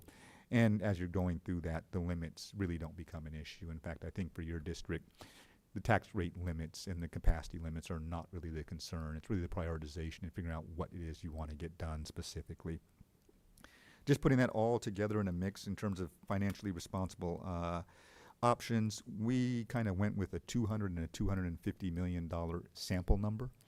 This is not what we're proposing again, but these are just kind of two numbers that we use to kind of give you a sense of how this works. And I show you the two options here of a 20-year duration term for your bond series versus a 25-year term. And so looking at the $200 million, if we were to issue that as 20-year bonds, it would require a projected rate of $32.82, would have $1.70 repayment for every dollar borrowed. We could alternatively use 25-year bonds. That brings our tax rate down to 28.6 per 100,000. But when it's all paid off, there'll be about 90 cents of interest on every dollar borrowed. So a little less efficient over the long term, but allows for a lower rate in the near term. Some of your voters will be sensitive to rate. Some will not be. Finding that right sweet spot is where you kind of have to triangulate to figure out how short can we go to be as efficient as possible while still not putting too much of a burden on any individual in one given year. You see the similar example for $250 million program next to it. Rates, of course, are higher in both cases, but you see shorter duration, higher rate, lower repayment cost, and that's what we want you to take away from this one. And if you're curious, if you wanted to kind of muse about what it might look like at 150 or 250 plus 50 is 300, the bond amount at the top line, the total program amount, is generally a linear scalar with the tax rate. So if you wanted to, kind of look at the difference between 250 and 200, which is about, let's call it, $8. If you wanted to go to 300, add another $8 to the rate. If you want to go to 150, minus about $8 per rate. It's not exactly that, but it's close enough estimation for the purposes of understanding how rates move, and will not vary too differently from that, given the same bond terms and same bond structures. In terms of impacts for an individual homeowner, let's start with a $250 million program. We kind of show you what the tax would be on an annual basis, projected to be on an annual basis, for various individual assessed values in between $500,000 and $3 million. You'll see within that list there are two very non-round numbers. Those non-round numbers actually do have a reason and a purpose for being there. Let's take the bottom one first, the $1,991,236. That is the average assessed value for a single-family residence within the district's boundaries, just under $2 million. There are 10,530 such residences, and on average, they are about $2 million per residence. The 614,000. We want to take a look at some of the longer held properties, some of the lower value properties. And so we kind of found a 50% mark of your single family homes and took the average of that lower half of the kind of single family home assessed value range. So we're looking at the lower or cheaper half of the properties from an assessed value perspective, not market value, but assessed value means they might be owned a long time and be really nice homes. But in that kind of 50%, the average of that is about $614,000. So looking at the lower half of the housing stock, average assessed value about $614,000, and that's going to have a lot of your seniors, a lot of your longer-term homeowners in that. And you can see that multiplied by the projected rate for a $200 million program gives you an annual levy of about $202,000 for that group. For the broader kind of average single-family home district-wide, it's more of a $654 average, assuming 20-year bond terms. As you'll see, we can get that to a lower amount if we use 25-year bond terms, but they're paid for 5 years longer. So that's the balancing act we're trying to figure out and make sure we triangulate correctly. But did want to kind of just demonstrate that, give you those figures and kind of a sense of where this would land for individuals. Here's a $250 million example. You can read those numbers at your own time. I won't waste a bunch of time. Same relationships that we talked about for assessed value, tax rate apply here. Looking at some comparables, some districts that have done bonds as well, and almost all districts of any size have in the state of California. Looking at Monterey County, we pulled tax rates for 25-26, the current tax year, and just line them up for comparison purposes and how many measures each of them have, when their last measure was completed. You are the one with the oldest or longest back date for a measure. It's been a long time compared to everyone else in Monterey County. I can tell you that the next lowest, North Monterey, is considering a new program, so that is something that will go up potentially in the future. And then down at the very bottom, I did want to highlight, you have a number of high school districts that mix with various elementary districts. Each have their own bond programs. So we put together the various combinations so you can see, in terms of the number of measures, the number on the right is the number of the high school measure. The number on the left is the number of elementary school measures in that case. So you can kind of just see that, Soledad, 5 measures, highest tax rate, $250 in the county for school districts. Going there for you would raise a ridiculous amount of money. You could get more than anything you've ever thought of done with that, and there's no reason to even get anywhere near that. But what I would say is that even if you were to pursue one of the new program options that we're thinking about, you'd still probably be in the lower half of rates within the county at the end of the day. Let's take a look at some other comparable districts that you also are familiar with. I know you use as your kind of standard comparables. Here, too, you are near the bottom of the rate scale for these kind of districts, and Laguna Beach is a little bit below you. Yes, they have an older measure, 2001, and there's only one such measure in their history, and that is just, perhaps growth in their area, perhaps also using some Mello-Roos and other things, new development, new schools that might get built in that area, interceding years in between when that measure was passed and now. Every school district has a different composition of properties, and so their pathway will look a little bit different. But safe to say, even with a new program, you'd probably land in the middle of these kind of comps to the lower end of them. So what you're contemplating would not put any sort of uncommon tax burden on districts similar to you or within the county. How do we make this all happen?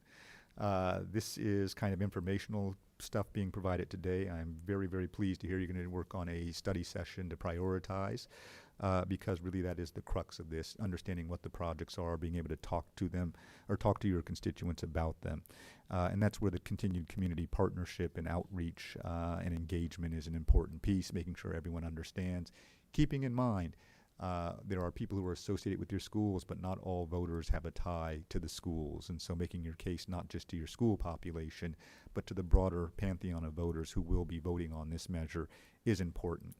Refining that project list within the facilities master plan. Sounds like you've got a perfect plan for executing that. Assembling consultants and providers of service, including communication and potentially polling, financial advisor, your legal counsel, facilities consultant, things of that nature. Never do we want to do a bond where the bond is the only source of funds to get things done. There are state funds available for this. You've had a long window of time in between modernization of some of these schools. You may be eligible for some of those state funds. We use those state funds, which often can be delayed in their receipt, but to get more done above and beyond what just the bond itself. And so when we go to your community, it's not, hey, give us money to get this project done. It's, hey, we're working all the different angles to try to pull together the resources to complete projects and using your investment as the piece that finishes it. Indeed, with state aid, you may find that you get enough state aid that you can do an additional project further down the priority list. And sometimes when you get that reimbursement of state aid, it's the opportunity to do the next 2 or 3 things on that priority list. So do understand it's not just the bond, but getting the entire mix and making sure that the community understands this is raising a lot of different fund sources. And as you prioritize projects and you do this over time, you may find opportunities. Maybe there's a solar grant, maybe there's an energy efficiency grant that can defray some of the bond work or some of the bond funded work into a different funding source, allowing you to bring those next group of priorities up the chain. And that's kind of March through June. That's a continuing thing. And I would say outreach is something you don't want to stop, even if you have a bond approved. You want to keep communicating as you do those new projects, as they come online. Make sure the community knows. Oftentimes, these are the best stories never told in a district. When we get into May, there's a potential to do a voter survey if so interested, and also integrating the various facility plan and financing options. So you'll have a priority amount. We'll kind of figure out what amount we need to achieve those priorities and start designing a specific program for that, taking the input from your facilities team to make sure we understand when that money is needed. Maybe it's over a 10-year window. Maybe the size of each one is smaller. Maybe we can do a little lower tax rate because we're stretching out the actual issuances of bonds a little further. Maybe we need a little higher tax rate to get more done sooner. But integrating those two is what makes sure that we spend the least amount of interest and keep the tax rate lowest and responsible for your constituents while getting the maximum amount of projects done. In June, if there's a survey, we can share those results and then a draft plan to the board with a draft of the resolution to call a potential bond measure at an election. It's our understanding that you have regularly scheduled meetings through the end of June. There are no July meetings.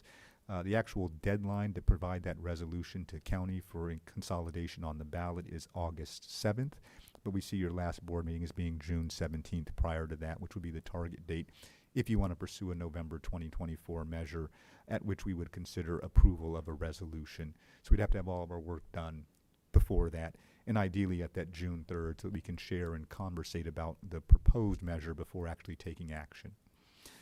If we are putting a measure on the ballot and everything goes that well, and we get to that point, then the period from July to November is really campaign. Campaign is not allowed to be done with district resources, so you must formulate a volunteer campaign committee to execute those activities. And they would go out and kind of do the outreach and specific get out the vote efforts. The district is not precluded from communicating during that time, but your communication must be strictly to fact and what the measure may do. Not vote yes, not advocacy. That is the bright red line. And why do we have legal counsel on board so early?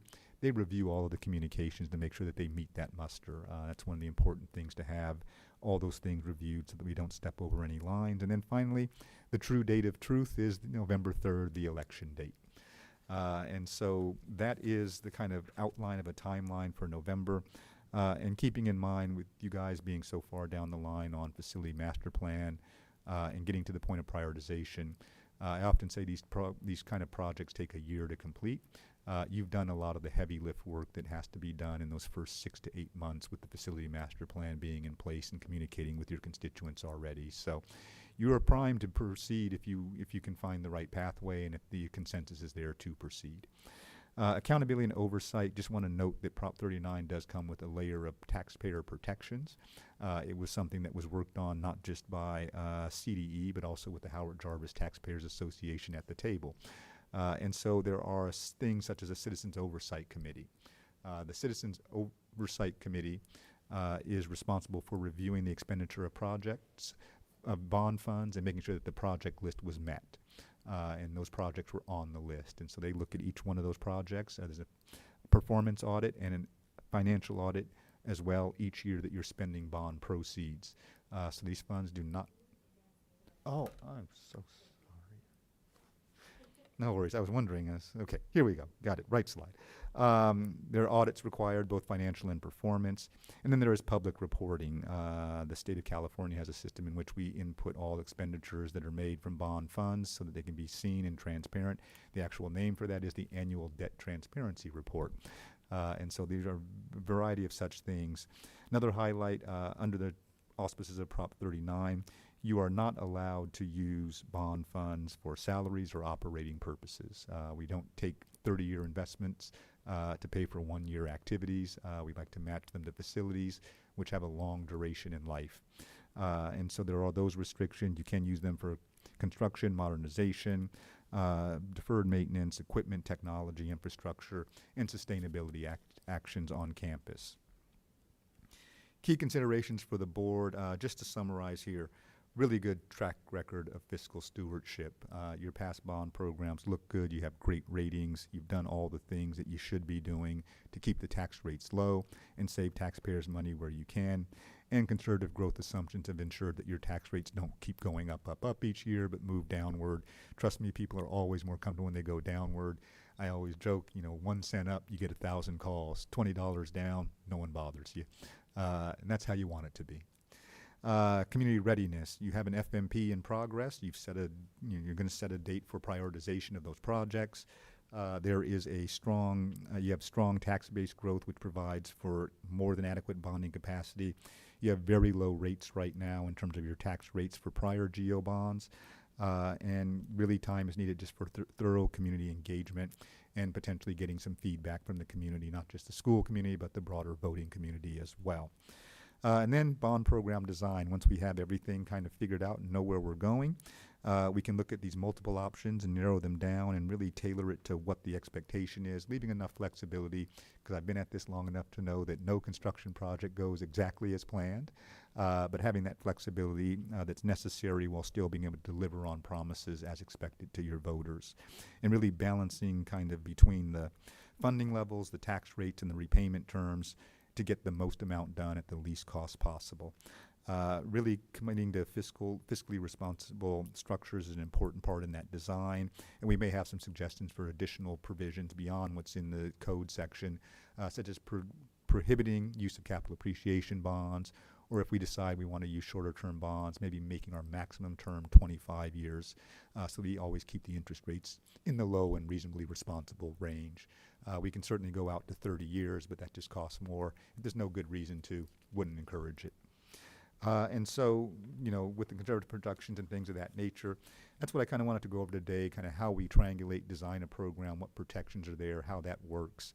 If there are any questions on that, great. I'm happy to answer them now. If not, I'll turn it back over to Yvonne just to talk about kind of next steps internally and finalizing and building out a team if you wish to proceed.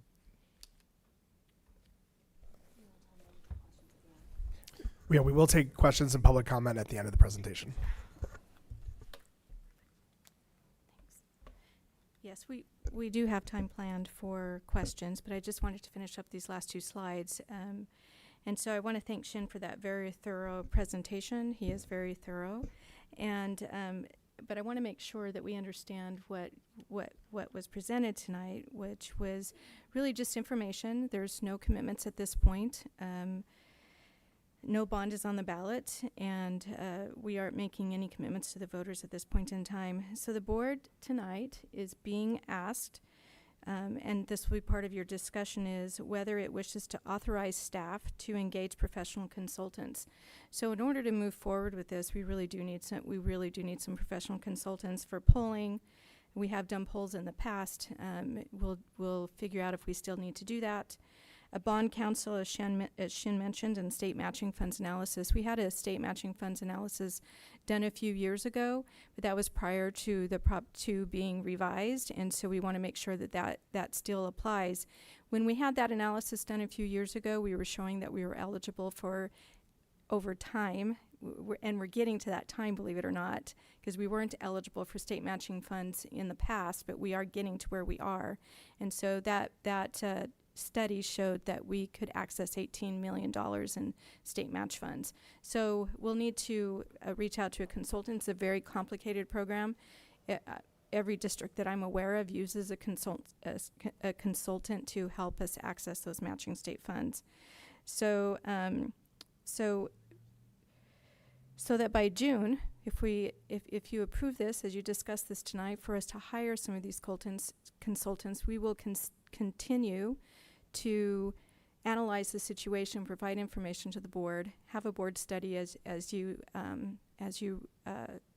requested previously, and then we'll return by June with some additional information that will help the board make an informed decision. So that's what we're looking for tonight, is some direction on that, if we can go ahead and move forward with these consultants so that we can provide some additional information. So that is the next steps, consultant services, to help us determine if we're going to head towards a November 2026 election timeline. As Shin mentioned, we are well positioned for success, and I won't go over all of the reasons because he was very thorough in that. And if authority to proceed is granted, we do have the legal authority to pay for those services pre-resolution. Once the board adopts a resolution to go forward with a bond, then we need that bond committee campaign that has to be paid from dollars that don't belong to the district. So with that, I'd like to turn it over to the board for discussion, and both Shin and I are here to answer questions. Thank you. Thank you very much. I'll now open it up for public comment for item 4C, starting with number 1, Bill Schreier.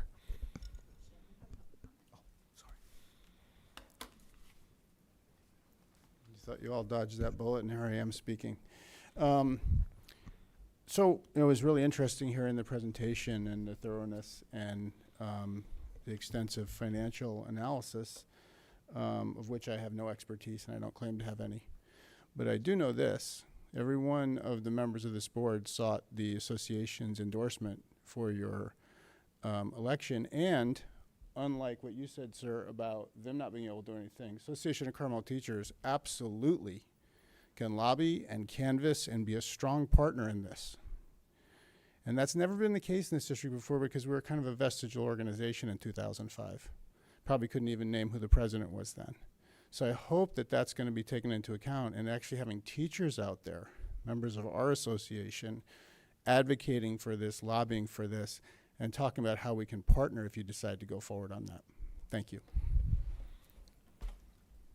Thank you. There's no other requests for public comment at this time? Not at this time. Okay, I'll now open it up for board discussion, starting with Jake. Wow, I get to go first. I just want to clarify a few. I just want to clarify a few things. So, Mr. Green, when we're talking about tax rate per $100,000 of assessed value, I just want to be clear that we're talking about that's an annual amount. So when you're looking at these numbers here, whether it ranges from $164 to $858 or $900, that's an annual number. It is a projected annual number. That correct. is paid in property tax. That is correct. And then I also want to just clarify as well. You said that there are 10,530 single-family residential properties, and they have an average assessed value of $1.9 million. Correct. But 51% of the single-family residence is is 1.25 or less, right? Yes. So that's the lower portion. Correct. Because I'm going to use my Aunt Claire as an example. She's going to be mortified that I'm using her as an example, but she bought her house in the late 60s and is still living there. Same as my So her grandparents. assessed value is super, super low. So she would be in that really low end of Correct. the spectrum. And there's a lot of people in our community that are like that. There usually are, yes. Yeah. Do you have any indication on, how many of that type of, because I would think there would be. We do. I a actually have a significant- breakdown of the values in various strata. I can't remember the exact number off the top of my head. If you give me a couple of seconds, I can look it up. But that being said, it's always interesting to look at these valuation splits along a tax base. They kind of are usually U-shaped. And what you have is a bunch of older homes under Prop 13 where similar to your family member or my grandparents who That bought would be their Aunt home. Claire. Aunt Claire, or my grandma Gertrude. They've had their home since the late 60s. My grandparents lived in Santa Monica. They bought a beautiful little, subdivision bungalow down there. It's, I think, assessed at $80,000. The average home price there in that block is north of $3 million, similar to here. So there are some of those that exist. And then you have a lot of very recent, newer buyers as well that are on the even higher end of the scale. Perfect. So the other thing I want to clarify as well, and what helped me understand this a little bit from our last conversation to this one, is the prohibited uses and the allowed uses. So the revenue we currently receive as a district, and this might be a question for Yvonne, I'm not sure, or a comment that you can agree with me or not. Correct me if I'm wrong. But the revenue we receive now is what essentially keeps the lights on. It changes what Dan was saying earlier, changes the HVAC filter. It changes, it provides for salaries for staff. And in terms of a funding source for deferred maintenance, construction, modernization, there are other funding sources for that, one being a general obligation bond that school districts utilize to then improve their school community or modernize or update. Similar to, if I'm buying a home, my income pays for the operation of that home, but if the sink breaks and I need to remodel my bathroom, I have to go get a loan or a line of credit to do that, right? And Very, very similar, yes. Yeah. It's basically identical to that. And I would say that if you think about it, the capital facilities projects oftentimes are going to be multiples of an annual budget. They're not something that can realistically be funded in the budget itself. Those funds that you get now for operations really have been used up by salaries and ongoing operational costs. And so the ability to add additional facility projects on top of that just doesn't exist in most districts, even in basic aid districts such as yourself, and I work with many of them.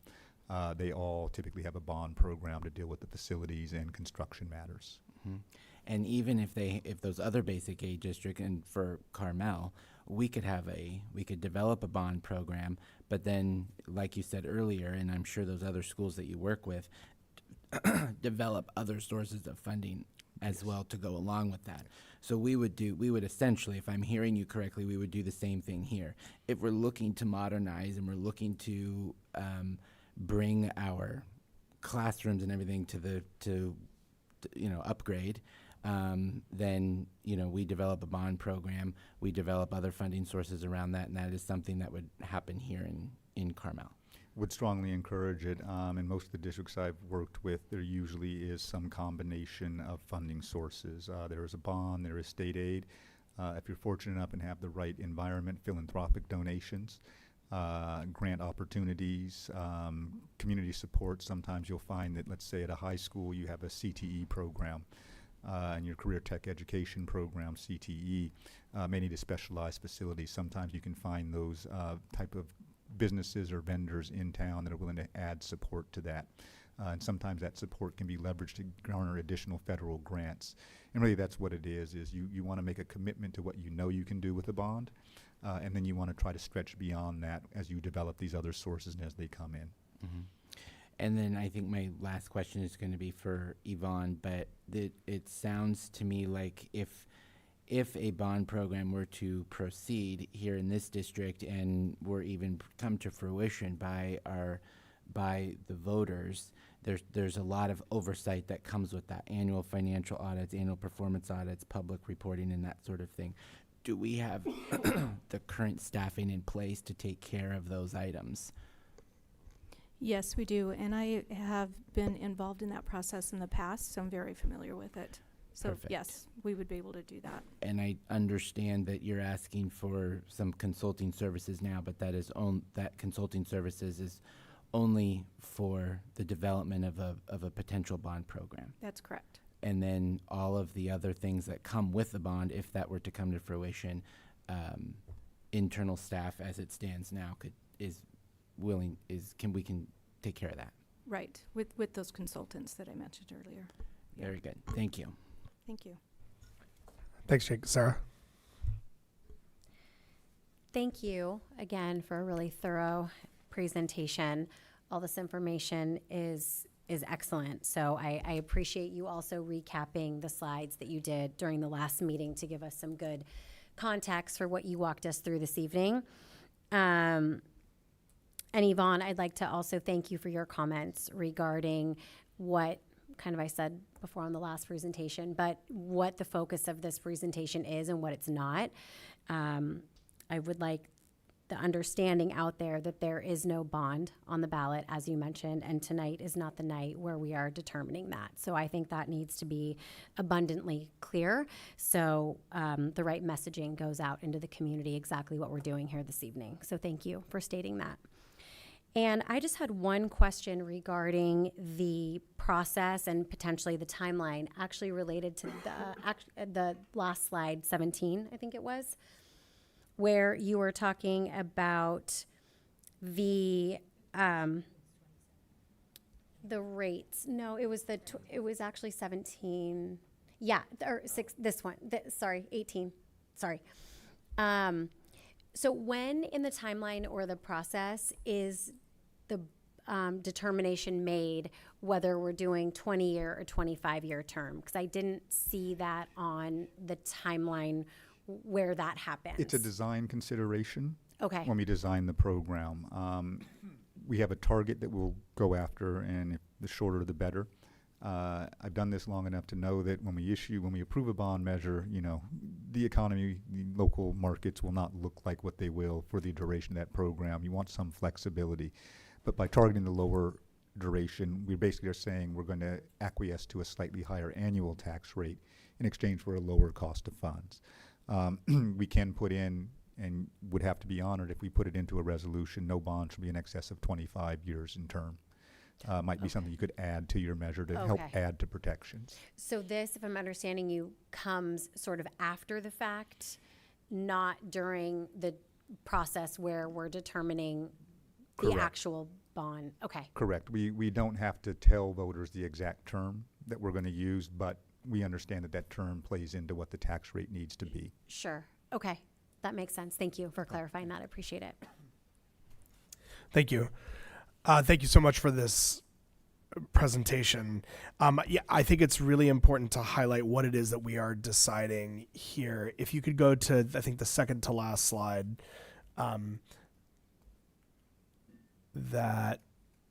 Yes, that's the one. Perfect. Looking at two things, which is the direction to district staff to proceed with evaluation of the possibility and all that goes into that evaluation. And secondly, that we are authorizing the expenditure for those consultant services as kind of enumerated lightly here. That is correct. That's correct. That is correct. That would be sort of the next steps to continue the process forward in the best practices. And should this motion fail, then the process would cease to proceed. We would, yes, not have a pathway forward. This is kind of the homework you have to do to put together a measure that's suitable for community consumption. And everything that we would be approving here in terms of authorizing expenditures for consultant services and all the EGs that are explained, that would be considered due diligence in getting us to the place to be able to proceed with this process. That is correct. Okay, I don't have any other questions. Thank you so much. I'll go to Rita. Okay, so today's presentation is solely to authorize, I guess, the contract to move forward with. So after doing my research, looking at the capital projects, the deferred maintenance list, and speaking to community members and also to trusted former and executive level individuals in our community, and hearing their feedback. And I've written it all down, but I don't know if the board wants to hear the feedback. I feel at this point, overall, with our declining enrollment and some of the concern in the community, I feel like this would be a better project to maybe consider in 2028.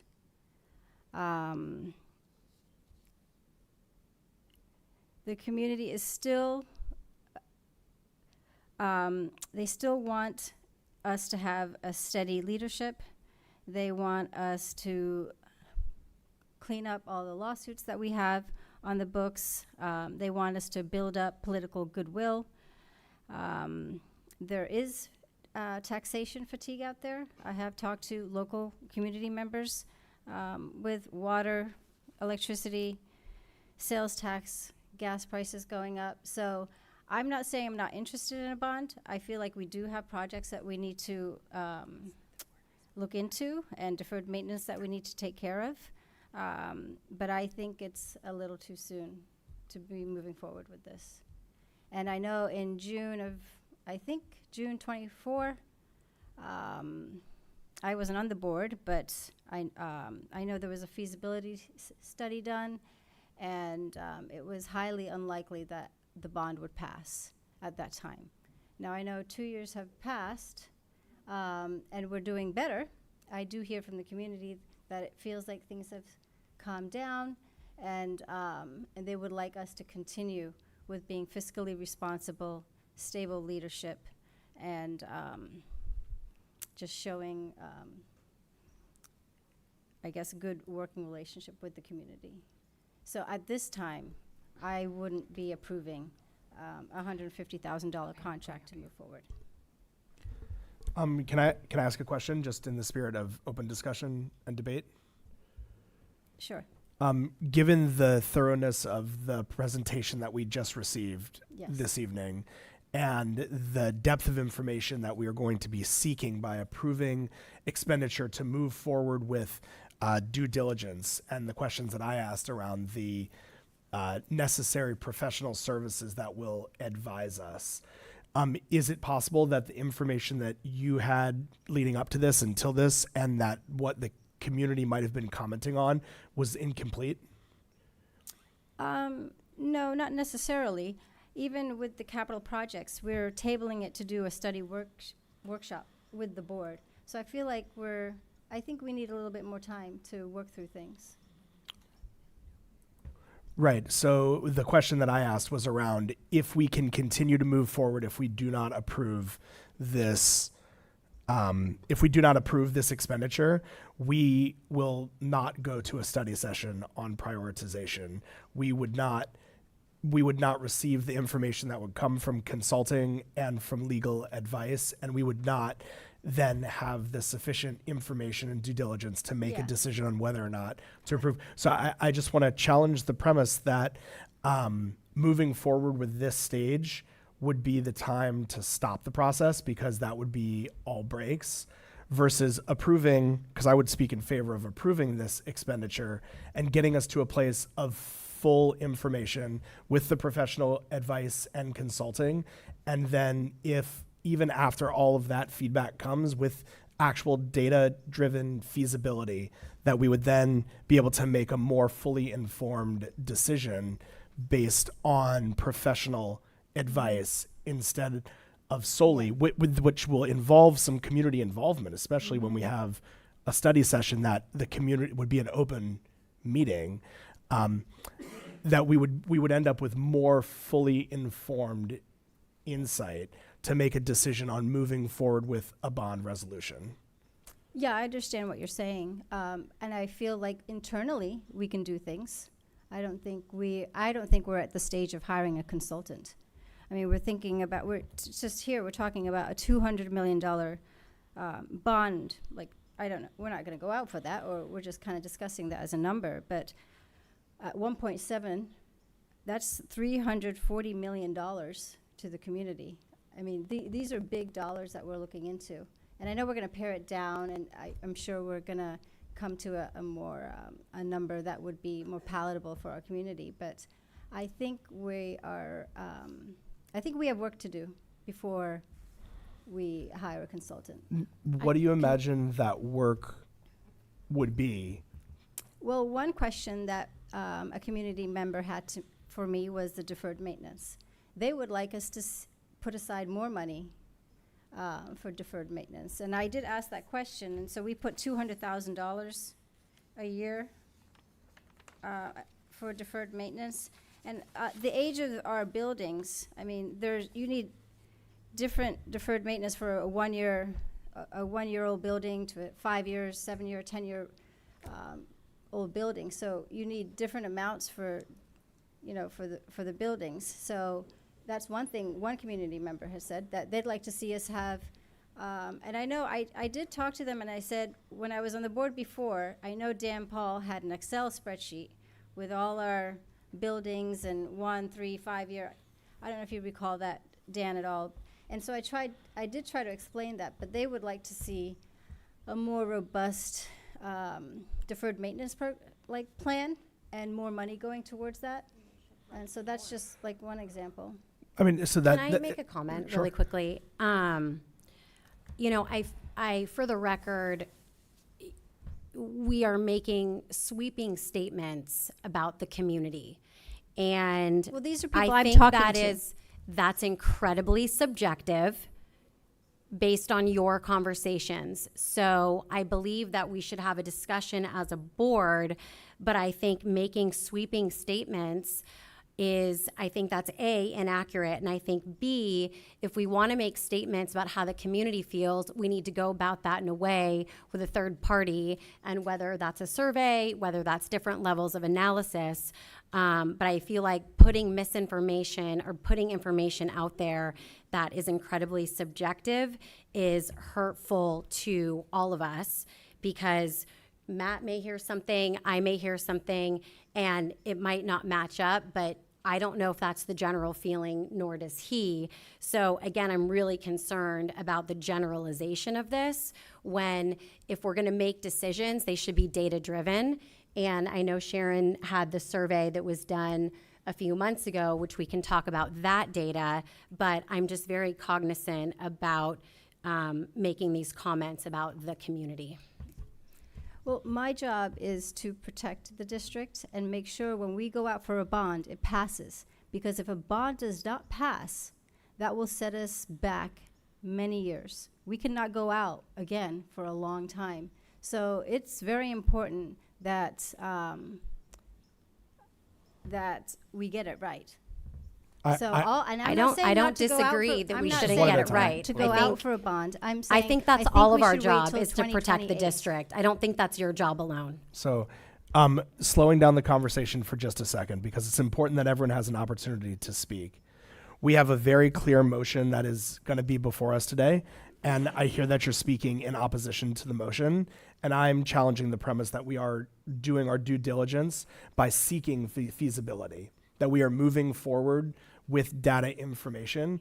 And I guess knowing you and your desire for really getting it right, and your desire to have the full information, that you would support this motion, because it is our collective job as a board to make sure we have all of the data and all of the information. That feasibility study is exactly the question you're raising. Would it pass? Would we have the support? Do we have enough information? Do we have sufficient data to move forward? And then the opportunity to vote it down would be at the period when we are adopting the resolution to put the bond on the ballot, but then we would be fully informed. Would you, are we understanding one another, or? I am understanding, and I would be more interested in doing this in 2028. Okay. I feel like we need to show continued stable leadership. We need to show continued fiscal responsibility. There's things I think that we still need to do as a district, as a leadership team, to show our community that we're ready to go out for a bond. These are big numbers we're talking about, and a lot of projects. It takes a lot of manpower, a lot of, it will be a lot of resources on the district. It's a big endeavor. And so I'm not saying I'm not interested. I see the list for consideration. I'm not, blind to that. But I also see where we are as a district, where we've come. We've come a long way, I feel. But I think we still have some work to do. And so I'm not ready to move forward. I understand your position.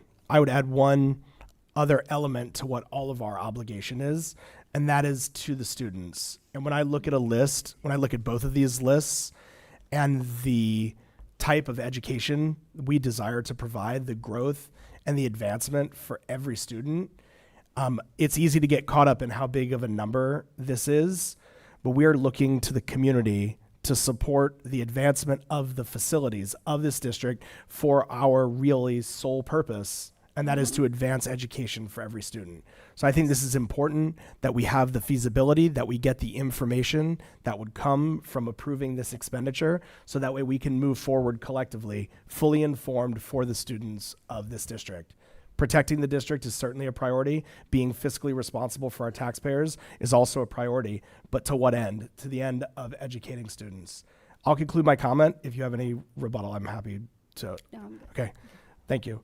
Do you have any further comment? I just wanted, it's your No, comment time. No. Okay. Jason. Hi, thank you both. I lost my train of thought with a couple questions, but I did have a quick question that was brought up, because it was brought up by a board member on the previous board too. With the bond being voted down, why would we need to wait? I've heard that echoed from two people, one current board member and one previous board member. I didn't really understand it, because when we discussed it in 24, when we had the feasibility study, I thought we were just outside the margin of error. Well, specific to Prop 39, there's no limitation to how many times you can ask a question, but there are limitations as to when you can ask the question. And under Prop 39, it has to be a regularly scheduled election, which means that it would be a normal even year cycle. In our presidential cycle, it's usually in California, March, November, non-presidential, June, November. So do you have any data on the last election and how school districts across the state did with bonds? Because I think since we discussed, I paid a little bit of attention to it, and my recollection, just as in passing, as we go through a crazy presidential election, what I saw, it felt like a lot of districts passed bonds, and like in our county, I think everybody's passed. It is, there's a lot of regional variance in California. I would say statewide, about 65% of the November 2024s were approved.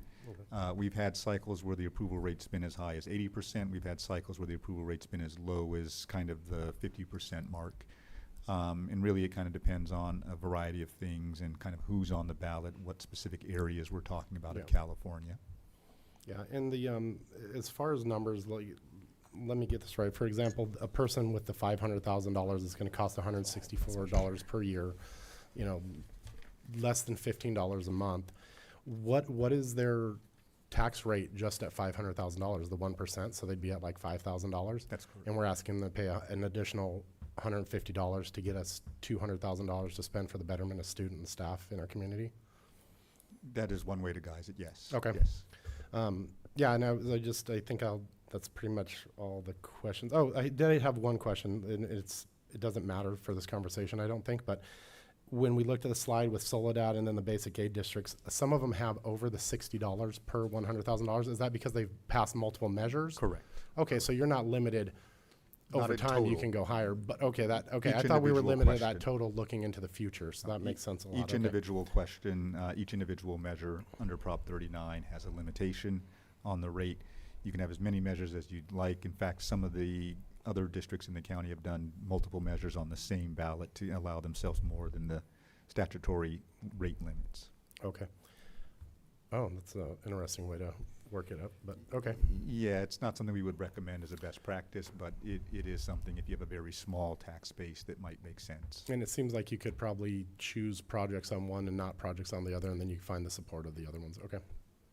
All right, and I think that's it for my questions. My opinions to share that I think we owe it to this community to work towards that. When we have better schools, it's always cited in these high-end brochures about these $50 million houses that are for sale, how great our district is. And, you know, the people come here to spend money on these houses, exorbitant amounts, to send their kids to public schools here when instead of living somewhere else and sending them to private schools. I think we just need to move forward with this, and I would support the motion to move forward in it and allocating funds to move forward. Go ahead. Yes, I'd like to share that that I feel very passionate about this. My heart is racing, and for many of the reasons that you all, including Rita, concluded, is that, you know, there are things that need to be done for our students and our facilities.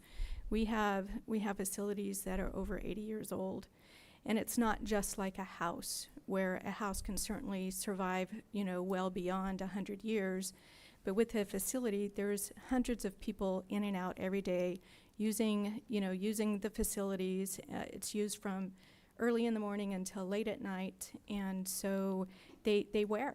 And so our ability to maintain those buildings is affected if we don't have sufficient dollars to go forward. But I just want to remind on a couple of things. On the deferred maintenance, yes, the board made a good decision a few years ago to put $200,000 towards deferred maintenance, and that was to save money for things that we know need to be replaced and that will cost a lot of money. But in addition to, over the past 15 to 20 years, this district has been able to also, and there are not other districts that are able to do this unless you are a wealthy basic aid district like we are. We've put substantial general fund dollars towards facilities over the years. Yes, we started putting an additional $200,000 each year. A few years ago, the board made that decision. So we have taken our ability to do that, and we have invested in our facilities. Our ability to continue to do that is not as much as it used to be. And so as operational costs go up, which they will with inflation, as our tax base actually went from really high over year increases in revenue, it's now flattened, and it's stayed pretty flat over the years. So our ability to be able to put funding towards facilities is much more limited than it was in the past. And I also want to remind the board that in 2019, I came on to the district in 2019, and I was told we just came off this robust program of developing a facility master plan. And I want you to make this your work, your priority, to work on going forward with the bond to fund that facility master plan. We did a poll, and the poll was favorable. And so that's important to remember. We had just come off massive amounts of communication with our public, and our public was in support of a bond. And then COVID hit, and we decided we couldn't go forward at that point. When we did a poll, the last poll that we did, it really came with almost no communication. And so it was interesting to me that even without almost no communication, we weren't that far away from public support. We were really close. And so you need to look at that whole big picture as you're considering this question tonight. And one other thing is that the cost of construction, it becomes fiscally irresponsible to continue to delay these projects that are desperately needed, because the cost of construction goes up every year at the average of about 4% a year. There's only 1 year, when I looked at this in the recent past, where the cost of construction actually went down. And so it doesn't happen very often, on average 4% a year. So as you delay this decision, as you delay exploring this further, and the further you go out, the more it is going to cost you. And so that is something that I think is important for every board member to consider. And I also will want to comment on the stability. I've been here since 2019. You have Dan Paul that's been here since, he's going on 30 years. He is not going to be here forever, and he is a wealth of knowledge about our facilities. Who knows? Maybe he wants to work for 40 years. I don't know. But we have a really, we have started to have stability in our district with the hiring of Sharon Opick, who is a phenomenal resource for everything that is important to education. She knows her stuff. And so, and we have had Sharon here for, I think, 4 years now, 3 years. And so we're really seeing stable leadership in the district, and that is important too, that I want you to consider. Thank you. Thank you. Matt, I'd like to move to approve the district staff to proceed with the evaluation as presented. Okay, we could take it as two motions, or we can take it as one motion together. Oh, we can? We could do one motion, which would be to read it as presented, to propose to proceed with evaluation of the possibility of a potential general obligation bond ballot measure on. Yes, I'd like to move as presented. Thank Okay. you for clarification. Yeah. Okay, so then it is to both, and I'll just reiterate what the motion is, so that way it's clear for the record, which is to approve district Matt, staff. I have a question. Yes. What if we just did the survey? Like, are there, I'm looking at page 24, right? Because there's 4 pieces: communication, the consulting, the bond counsel. There's 4 pieces here for 150,000. What if we did part of it, like not all of it? We need to be able to direct district staff, and the district staff needs to be able to receive the full amount of information as required to proceed.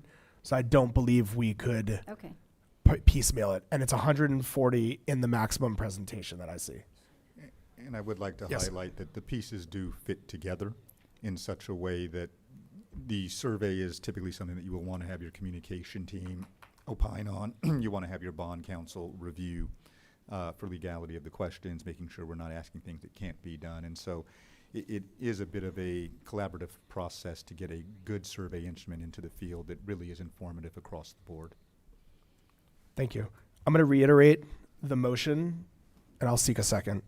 To approve district staff to proceed with evaluation of the possibility of a potential general obligation bond ballot measure on the November 3rd, 2026 ballot, and authorize expenditures for consultant services, for example, related to feasibility, communications, potential ballot measure development, potential poll development and analysis, and financial and legal advice. You good with that, Jason? Yes, that's exactly what I thought I said when I said as presented. Second. And then we'll go for the vote. Do we get discussion on the motion? Oh, that is a good point. Yes, we can open it up for further discussion after debate, and I will start with Juliet, who has not had a chance to comment. I don't have any comments or questions. Thank you. Thank you. Would anyone like to speak in favor of the motion or in opposition to, as presented? I will speak in favor of the motion if I'm allowed to. I would encourage my colleagues to support this, as I think we need to do our due diligence to explore this, because we owe it to our community in which we serve, and that is the students of which we serve, that this is ultimately going to hopefully benefit, as well as our stakeholder partners, ACT, CSEA, and there's a huge benefit there. And we heard from the ACT president earlier in public comment, which I want to acknowledge that as well. I would also encourage to be in favor of this motion as well, because it has been stated here tonight that there are some that consider the district needs to do more work in terms of stability and fiscal responsibility. With a AAA rating, I think the district has seen fiscal responsibility decade over decade. And as a student here and having had the benefit of sitting in Juliet's chair many years ago, I see some of the similar faces here. And I have been part of some of these discussions years and years ago, and that fiscal responsibility has continued year over year, and I am so proud of that. And it's not just this board, but previous boards as well. And I don't think they should be, that should be sold short. And I do think that if there are recommendations of what the district should continue to work on, is that I hope that that gets communicated and we all become part of the solution. So I speak in favor of this motion, and I hope my colleagues will support it. Thank you. Thank you. Does anyone oppose the motion, want to speak in rebuttal? Yes, I guess I just want to reiterate, I am not against going out for a bond. It's just the timing. And I also want to reiterate that since COVID, it's been, there's been a lot of challenges. The community is seeing stable leadership, stable fiscal responsibility, and they would like to continue to see that. And so my vote for no today is not for never, is just to do it next year. And just do it a little slower and thoughtfully, and just have a more conservative approach. Thank you. Would anybody else like to speak on the motion? Hearing none, we'll call the vote. Board President Matt Glazier, Yes. Board Clerk Sarah Hines. Yes. Board Member Jake Odello, Yes. Board Member Jason Remenzi, Yes. Board Member Rita Patel. No. Thank you for this debate. Agenda item 4D, second interim budget report, presented by Yvonne Perez, Chief Business Official.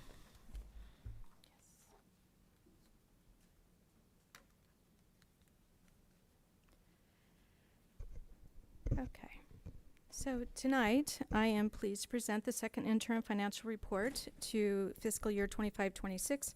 It covers activity through January 31st and projects activity through June 30th. I will walk through the highlights. The full report was provided to the board in advance, and so the full report is much more detailed than what you'll see in this presentation. So the purpose of the second interim report is that it is one of 3 required financial reports that we submit to the Monterey County Office of Education each year.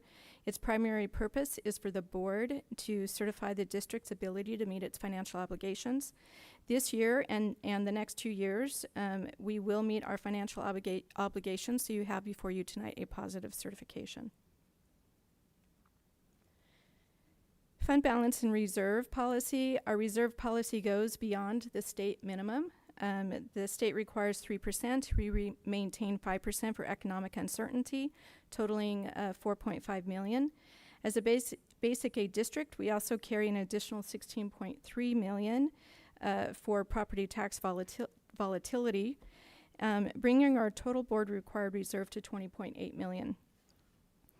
And that reflects 23.64% of our expenditures. This is modestly above the statewide average of 22.79% as reported by the School Services of California. Our fund balance has remained stable across 6 years, as you can see in the chart there. It does go up and down, but it stays within that range of 21 to 24%. The full chart in the report shows that we maintain 21 to 24% over the years, and as our expenditures increase, which they have, as our budget has increased, also the fund balance will also increase proportionally to keep that same level of protection for the district. So tonight, you've heard me spend a lot of time. I changed things up this go around. I focus a lot on the unrestricted fund, which is still in your report. And tonight, all of my slides mostly focus on the combined general fund, the unrestricted and the restricted. So you can see that we're still in a very strong position. Total revenue is 89.7 million, up slightly from our projection at first interim. Expenditures are projected at 87.6 million, which is slightly lower than the first interim report. The projected ending fund balance is 25.7 million, or 27% of expenditures. The small net change of 101,000 of net income over revenue, or revenue over expenditures, on the combined fund balance is a negative 181,000. And that is due to the timing of funding from our restricted funds. So revenue will come in a prior period, you've heard me talk about this, and it gets expended in a later period, but the revenue is sitting in fund balance. That was from the prior year. And so that's the result of the combined general fund. On our unrestricted general fund, we have a positive net increase. So here's just a graphical representation of our revenue and expenditure breakdown. So most of our revenue comes from local property taxes. About 88% of that is local property taxes. A little tiny bit is state revenue that we get as a basic aid district of 1.6 million, which doesn't fluctuate very much year to year. And then the rest of it comes in from state and federal and local sources. On the expenditure side, salaries and benefits account for 80.42% of our budget. For the unrestricted side, it accounts for 83.5% of our budget, which is in the report. And this spending for salaries and benefits is very typical for a school district, so we are not out of line in that area. Districts that are really experiencing some financial struggles, they're much higher on their salaries and benefits than we are in percentage-wise. So a much larger percent of their budget is going to salaries and benefits, which is, where you're hearing about districts having layoffs. The other thing that is in the report is just our contributions to some of our programs. So as we heard earlier, we are putting $200,000 a year to deferred maintenance. Over the years, we've put a significant amount of money into fund the general fund to Fund 40 for projects, new projects, and also projects that needed to be completed, like a new softball field, for example. And so all of those things affect our expenditures, and so we are in really good shape. The multi-year financial projection is summarized here. It's in detail in your report. And so you can see I have it compared against the 24-25 actuals, the 25-26 second interim budget, the 26-27 projected, and 27-28 projected. So if we just look, you can look across and see how the total revenue is going up each year. But also, as the revenue goes up, we're projecting that our expenditures will go up. And we use pretty conservative assumptions. The assumptions are written there below. They're in detail in your report. And so you can see the net change going across. This is on the combined general fund, is what you're seeing here. And then the combined ending fund balance going across each of those years. Okay. Property tax detail. I always like to focus on this because it's such a large part of our general fund revenue on the unrestricted side. And so you can see what it was in 24-25. Those are the different pockets of property tax. And first interim and then the second interim projection is showing a slight increase. So district strengths and achievements. Dr. Mary Petty, she likes to use grows and glows, or glows and grows. And so I'm using strengths and achievements for the same sort of idea. And so on the fiscal side, you heard that we're recommending a positive certification. Our financials show that is what we will submit. Our fund balance stands very healthy at 27% of expenditures. We have really good fiscal policy. The board has really great fiscal policy to make sure that we stay in good financial condition and continue to get that AAA rating. Property tax revenue has grown substantially over the past 5 years to the tune of 33%. Every one of our 9 special funds is projected to the end the year in the positive, although some of them, which is in your report, will show that they do require a transfer from the general fund to those funds to remain solvent. And so that is built into the projections. On the program side, the numbers behind the budget represent real investments in students and staff. Since 2021, we have directed dollars to salaries and benefits, a reflection of the board's commitment to attracting and retaining the exceptional people who make up this district and that educate our children and run the school district. And the program our students are benefiting from, such as special education, fine arts, athletics, career and college readiness, enriched elementary education remain really strong. We share this not to suggest that there are not challenges ahead, and the next slide addresses these directly. So I want to be straightforward about the pressures we are managing. Negotiations are ongoing and represent probably the single largest budget uncertainty. And so we're always anxious to figure out what that is, because we can build that into our budget and look and see more closely what our bottom line is going to be. Pension costs continue to rise, although STRS is staying stable. PERS is very volatile and continues to move up. It's very rare that it moves down, and when it does move down, it's not by much. Our special education contribution has grown just this year in our projection to another $1.2 million this year alone. And this is driven by increased student need and the structural underfunding of special education at the state and the federal level. And so we have aging facilities, as we heard from Dan Paul's presentation, where there is just a ton of facility needs that need to be taken care of, and we do not have sufficient dollars to begin to even put a dent in that. A little tiny dent, and that's it. And so there's also broader economic uncertainty around the picture. So you've heard this before. None of these are new issues, but all require ongoing attention and multi-year planning. As you know, districts spend money. You've heard me talk about that. It's in people, pockets, program, and physical plants or facilities. And we can afford anything, but we cannot afford everything. And what that simply means is that we have to prioritize. Where are we going to prioritize our dollars to make the biggest impact to our students? So key budget dates and the positive certification. We may change that March budget study that we had kind of planned, might become a facility study instead. The budget isn't changing significantly. Second interim report was tonight, and then we have a public hearing will be due for the 26-27 budget on June 3rd. On June 17th, the board will adopt the fiscal year budget report and the LCAP first, fiscal report next, or budget. And in September, that's when we will present the unaudited actuals for the year closing for 25-26. The year closing on June 25-26 is presented to the board in September.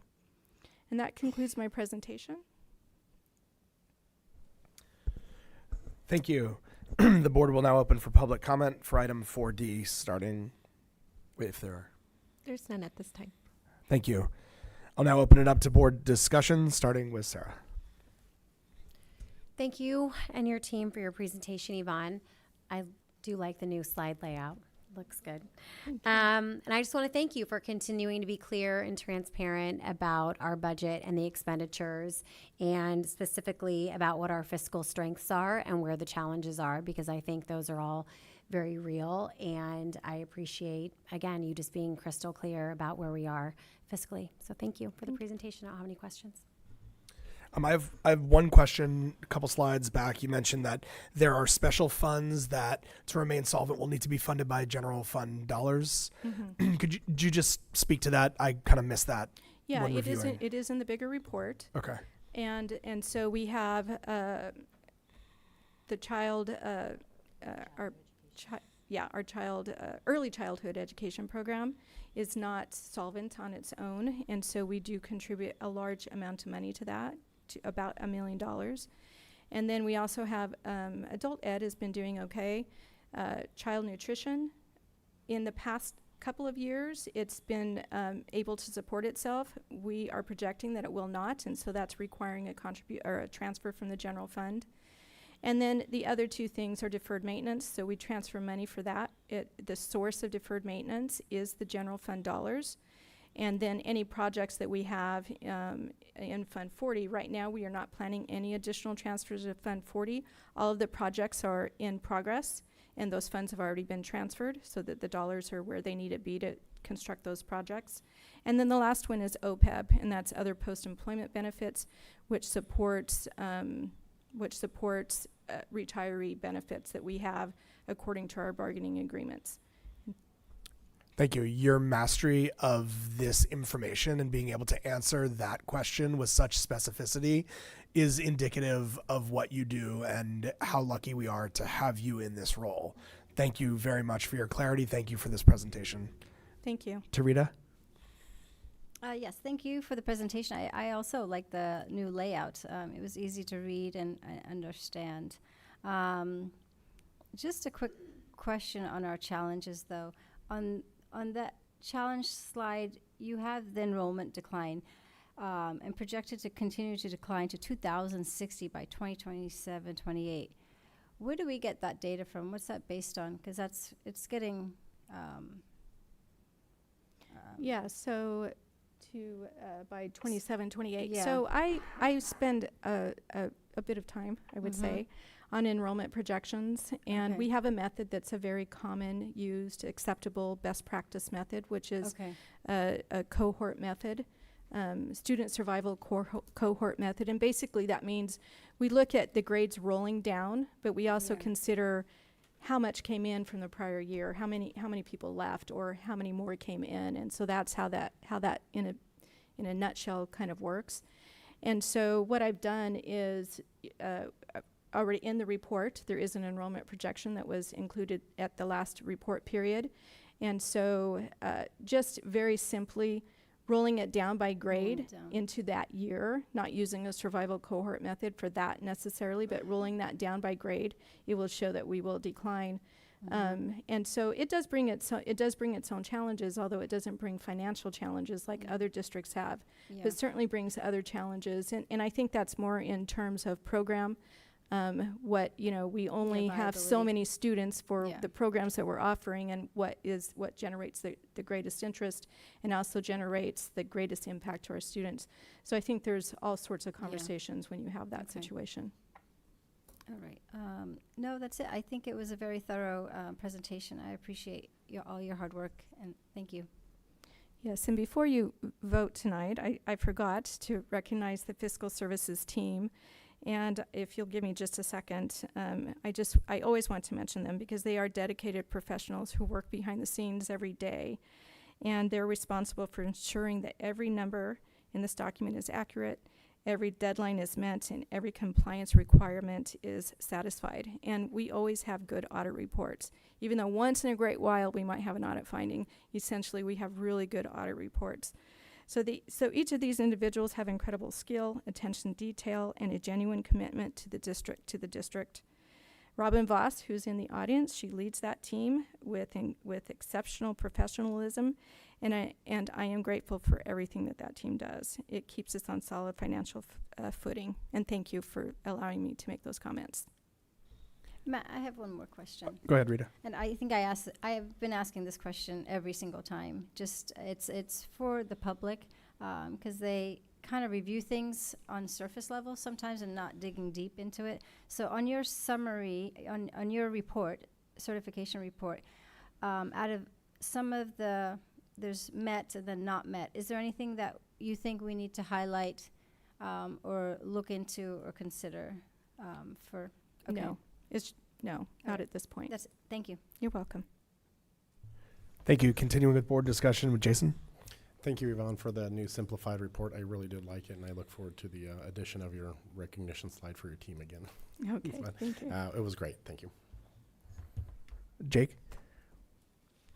I appreciate the presentation as well, and I like it. The only thing that, kind of following up with Trustee Patel's comment about enrollment decline, I know which I was fine with. I know we're doing a TBD on a budget study session. It might become a facility study session from the direction of tonight, but I think at some point in time, I guess leadership can decide this or not, but I think at some point in time, it'd be good to get the, when the discussions are completed, to get the staffing goals and the enrollment numbers for the planning for the next year at all of the school sites, which is something I think we saw in the last budget study session last year. Right. And I don't know where that is going to come up, but I would ask leadership to consider where we plug that back in.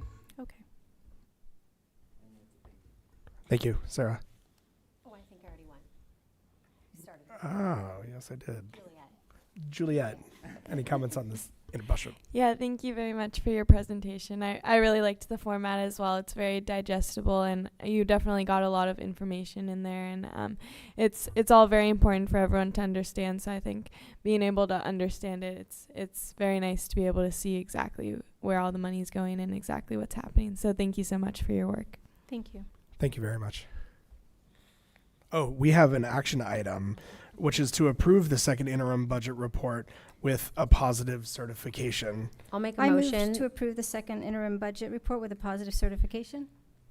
Second. Any further discussion? Hearing none, we'll call for the vote. Board President Matt Glazier, Yes. Board Clerk Sarah Hines, Yes. Board Member Jake Odello, Yes. Board Member Jason Romenzi, Yes. Board Member Rita Patel. Yes. Thank you. Thank you. Agenda item 4E, E-rate RFP number 2026-02, internal service with Manny Carrera, Senior Director of Information Technology. Good evening, board members and Superintendent Ofek. This item is an E-rate request for proposal for dedicated internet access services for Carmel Unified School District. The district is currently operating in the final year of our existing contract with AT&T. This RFP was issued to secure continued internet service for the district beginning next school year. The RFP was conducted through the E-rate program under rules established by the Federal Communications Commission to obtain 10 gigabit dedicated internet access for the district. 3 vendors submitted proposals. In accordance with E-rate regulations, proposals were evaluated using a weighted scoring matrix in which the price of eligible services was the most heavily weighted factor, but not the only factor. After applying the 50% E-rate discount and the additional 50% California Teleconnect Fund discount, AT&T submitted the lowest responsive proposal and represents the highest overall value to the district. After discounts and surcharges are applied, the net cost to the district for internet services is approximately $6,450 per year. This agreement is structured as a 3-year contract with 2 optional 1-year extensions, providing long-term price stability while preserving flexibility should the district need to adjust services in the future.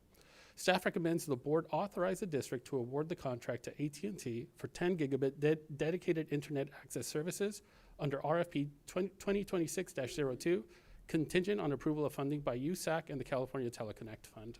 I'd be happy to answer any questions you may have. Thank you very much. There were no requests for public comment. Open it up for board discussion, starting with Rita. Thank you for the different proposals and the estimates. I have a quick question. So I know definitely at the high school, there's always a lot of internet issues and things like that.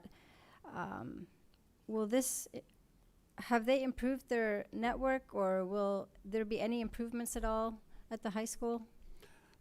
Last summer, the high school received all new access points. So the ones that you see right above me here, these are the latest generation of access points that were deployed through the high school. At this time, we are conducting surveys of the high school to determine whether there are any issues at the location and how to best remediate those issues. This April break, we are also going to install core switches across the district, which will also improve network performance across the district. Okay.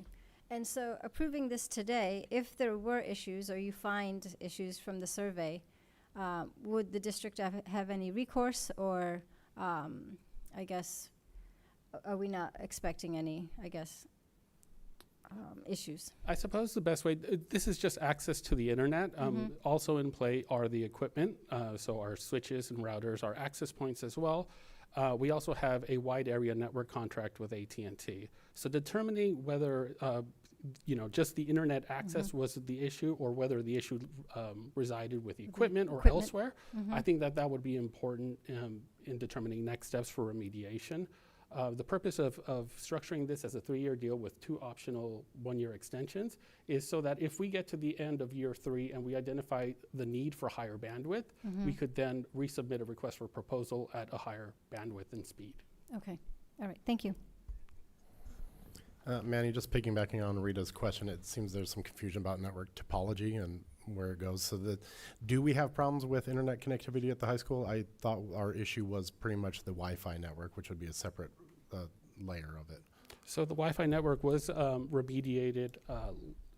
Well, just to go back a little bit, there seems to be a little bit of conflation at that site with regard to students being able to connect to our network on their Chromebooks reliably versus other that issues. seems like a LAN issue more than the WAN issue, correct? Right. Versus other issues like I cannot connect my cell phone to my LTE network reliably. Oh, okay. But yes, we did identify that as an issue, and a separate E-rate project resulted in us replacing the access points. And this April, we are going to replace the core switches at the site, which will improve. It'll future-proof the site for the next several years. Perfect. And my other question is am I reading that number right? We're at $537 a month for 10 gigabit connectivity? That's correct. To age myself, I know I don't look my age, but the last time I worked in data, we were paying like $800 for a fractional T1, and a T1's 1.5 megabits. There's 1,024 megabits in a gigabit, and yeah, times 10. Something's going down in price, and I appreciate that. Yeah, being able to leverage E-rate, the federal program, and the California Teleconnect Fund really does make a difference if you look across that grid. Thank you. Thank you, Jason. Jake? Who are you? You just slipped into a whole nother language. That was just wild. You're Amazing. welcome. I know. I know. Jason asked all of my questions. I wish I would sound as smart as him, but this is all Greek to me. But 10 gigabytes, that sounds better. My phone says 5, so 10 is better? Definitely. Okay, so 10 is better. Oh, well, all right. Well, I like it. I like the presentation. I think you look really sharp tonight, and so I think it's great. Thank you. Thank you. Thank you for the presentation as well. I do not have any questions, but thanks for your work on this. Thanks, Manny. I do not have any questions. And there were no requests for public comment? Not at this time. Juliet, sorry. I have no questions or comments. Thank you so much. I'll make a motion to approve authorization for staff to award the contract to AT&T for 10 gigabyte dedicated internet access services under E-rate RFP number 2026-02, contingent upon approval of funding by USAC under the Federal Schools and Libraries E-rate program and approval of CTE funding. Second. Is there any further discussion? Juliet, did you have any comments? Okay, thank you. We'll call for a vote. Board President Matt Glazier. Yes. Board Clerk Sarah Hines. Yes. Board Member Jake Odello. Yes. Board Member Jason Remenzi. Yes. Board Member Rita Patel. Yes. Agenda item 4F, E-rate RFP number 2026-01, structured cabling and server racks with Manny Carrera. Thank you. This item is for structured cabling and server rack upgrades. The structured cabling will take place at Carmel Middle School, while the server rack updates will take place at our main data center here at District Office. So the project includes 2 main components, structured Ethernet cabling upgrades at 3 locations at Carmel Middle School, which are in the C-Wing, the gym, and the library, as well as the replacement of the server racks in our primary data center. At Carmel Middle School, the 3 locations identified are currently connected using older cabling that limits network speeds to approximately 100 megabits per second, even though the district's network infrastructure is designed to operate at 10 gigabits per second. In practical terms, those areas are operating at 1% of the network's available capacity, meaning that the older cabling creates significant performance bottleneck, and replacing cabling in those locations will ensure adequate access to our network by students and teachers. These are 3 of 15 locations identified across the district as operating at this degraded network speed. At the district office data center, the district currently operates with 2 server racks that both require replacement. One of them was installed incorrectly, and the other is a telecommunications rack that is inadequate for storing our servers on it. This project was competitively bid through E-Rate under rules established by the Federal Communications Commission.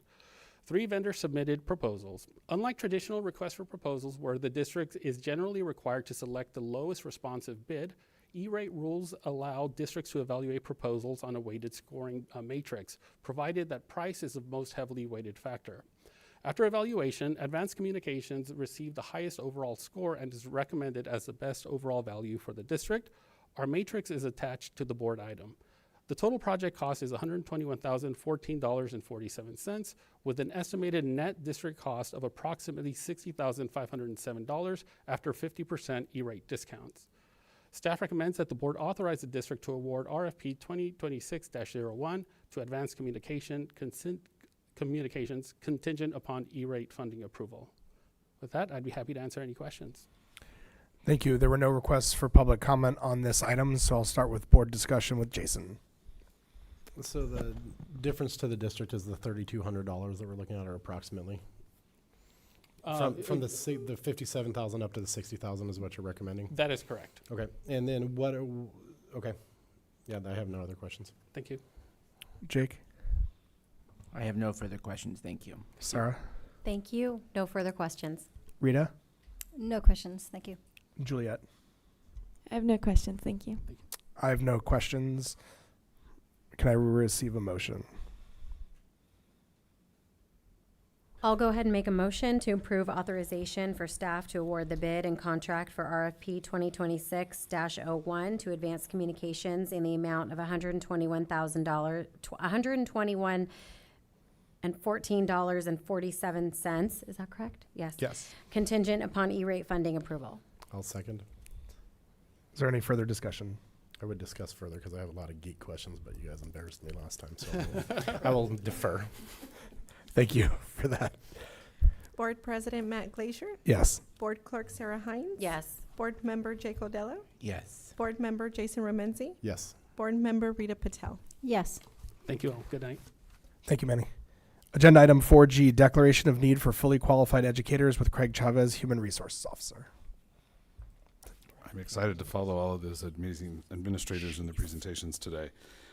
This declaration of need is a prerequisite for the issuance of an emergency permit or limited assignment permit by the California Commission on Teacher Credentialing. We do have a need that's been identified at Tularcitos. The district did go through the process of working to try and identify a fully credentialed individual in the specialized area of music in order to provide coverage during an employee's statutory leave. Unfortunately, we were not able to find somebody with a music credential. This allows us to hire somebody with a credential, a multiple subjects credential, in this specialized area, and to be able to provide that service to students during the course of the remainder of the year. Thank you. There were no requests for public comment. We'll start the board discussion with Jake. I have no further questions. Sarah? Thank you. No further questions. I have no questions. Rita? Yes, I have a couple questions. So, with this declaration on page 3, so is this, I guess, a chart that shows the areas that we don't have?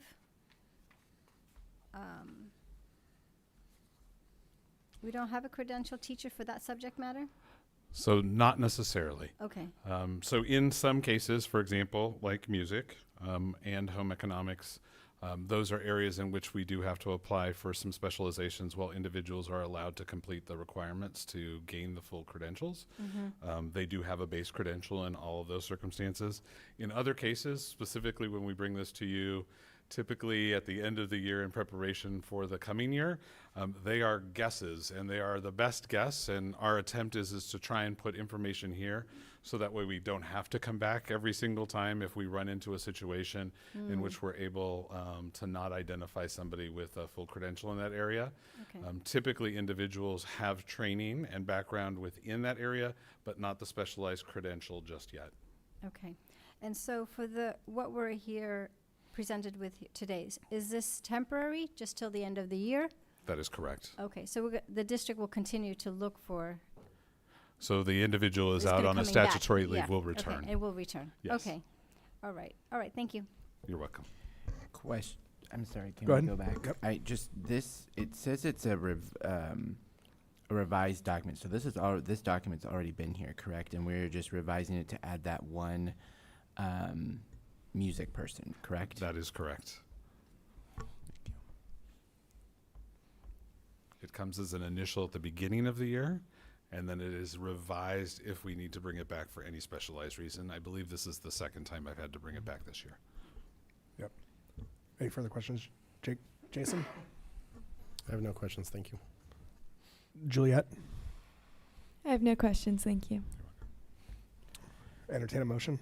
I would like to move approval of the revised declaration of need for fully qualified educators as presented. Second. Any further discussion? Hearing none, we'll call for the vote. Board President Matt Glazier. Yes. Board Clerk Sarah Hines. Yes. Board Member Jake Odello. Yes. Board Member Jason Romenzi. Yes. Board Member Rita Patel. Yes. Thank you. Agenda item 4H, California School Board Association 2026 Delegate Assembly Election, shared by Superintendent Sharon Ofek. All right, so enclosed in your packets and also printed out in front of you is the annual ballot that we receive. In this particular year, there is one person who is running from our neighboring district, Monterey Peninsula Unified School District, for this position, and the board needs to take action on whether or not we proceed with providing this delegate vote. There were no requests for public comment. We'll start the board discussion with Sarah. I have no questions. Thank you. I have no questions. Rita? No questions. Jason? No questions from me, thanks. Jake? I don't have any questions either. Juliet? I don't have any questions. We'll entertain a motion to approve. I'll make a motion. What is the correct verbiage? Because here it's the same. Oh, it's the duplicate. Yeah. So am I It I is- moving to approve? Sorry about that. The I didn't. I can read it. You are moving to approve. The motion is to vote for the 2026 California School Board Association Delegate Assembly's Sub-Region 9B candidate as listed on the ballot. So moved. Second. Is there any further discussion? Hearing none, we'll call for the vote. Board President Matt Glazier. Yes. Board Clerk Sarah Hines. Yes. Board Member Jake Odello. Yes. Board Member Jason Romenzi. Yes. Board Member Rita Patel. Yes. Item 5, information items. The following items are presented to the governing board as items for information purposes only. These items do not require board discussion or action. A, Title IX quarterly reporting, March 2026. B, calendar of board items. Board will now open up for public comment on item 5, information items. Hearing none. Item 6, public comment on non-agendized items. Members of the public may address the board regarding items or topics within the board's jurisdiction that are not on the agenda at this time. Number 1, Ms. Saunders. Alice.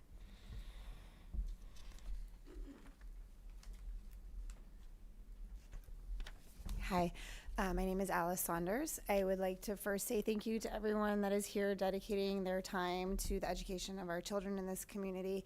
I'm not from the area originally, but my husband is, and he went through Carmel, I think all the way through high school. I have two children. I have a sixth grader here at Carmel Middle, and I have a third grader at Torrecitos. I'm here to speak in support of the reduction in class sizes at Torrecitos. We started with my older daughter at Pacific Grove, and she did K through 3 there, or K through second. We started third grade in Torrecitos. I saw a marked difference in her education. A lot of it had to do with a smaller class size. She thrived at Torrecitos and turned into a scholar that she had not been previously, and I give a lot of credit to the staff at Torrecitos and the class sizes. I would also like to bring to your attention that we have started a petition to advocate for small classrooms at Torrecitos. Currently there are 215 people that signed it, but they're signing as we go. The last signature was 9 minutes ago. A lot of the families have young kids and hadn't got a chance to it. We just put it out about, I think, 2 days ago. If I have time, I'd like to just read a little bit of it to you. It says, "We, the families of Torrecitos," I didn't write this petition. "We, the families of Torrecitos Elementary School, are writing to share our collective interest in maintaining small, supportive classrooms environments for our students. As enrollment continues to grow on our campus, we respectfully ask the district to take proactive steps to reduce projected class sizes for the upcoming school year. Our school community is experiencing enrollment growth that is not seen elsewhere within the Carmel Unified School District or across much of the Monterey Peninsula. We are proud of Torrecitos and grateful that so many families want to be a part of this special school community. As engaged families, we are closely following enrollment trends and planning discussions because we care deeply about maintaining the learning environment that makes this school so special. While projected class sizes may fall within state-allowed maximums, those limits were established decades ago and do not fully reflect the realities of today's classrooms. Students' needs have evolved significantly. There's a number of data which you're probably familiar with. I'm almost out of time. So I would just say, supporting smaller class sizes aligns with the Carmel Unified District's goal within the CUSD Forward Strategic Plan, including strong student achievement, student wellness, safe learning environments, and meaningful partnerships with families. Taking proactive steps now to manage enrollment growth will help preserve the program quality and supportive learning environment that makes Torrecitos such a valued school community. We respectfully ask the district to reevaluate projected class sizes, to provide transparent student-to-teacher ratios, and explore opportunities to allocate additional staffing where appropriate. We appreciate your leadership and look forward to continue to work together in support of our students. Our families remain committed to staying engaged and participating in district conversations to help ensure the best outcome for Torrecitos students and teachers." Thank you. Thank you for your time. Yeah. Are there any other public comment on non-agendized items? Hearing none, move to item 7, the informal report. Superintendent Sharon Ofick. Thank you. I think I'm going to go ahead and repeat some of my comments from earlier this evening. I know we have some folks who weren't here, who are currently here in the audience, who weren't able to hear them. So I'm going to go ahead and reread them as they pertain to the comment that was made. So we talked a little bit about students being our top priority and student safety being the #1 priority, but in addition, our key responsibility is ensuring the best possible learning environment for our students. And an important part of creating that learning environment is class size. My team and I understand how important class size is to our staff and to our families. Our district's current class sizes are among the smallest in the state and remain within the district's staffing goals as well. As I've said in previous meetings and will continue to say, we are committed to maintaining learning environments that support student success while also responsibly allocating staff to each school site. Most importantly, no final decisions have been made regarding class sizes for next school year. In fact, the conversations with site administrators have only just begun. We are in the early stages of reviewing enrollment, planning for next year, and reviewing enrollment projections.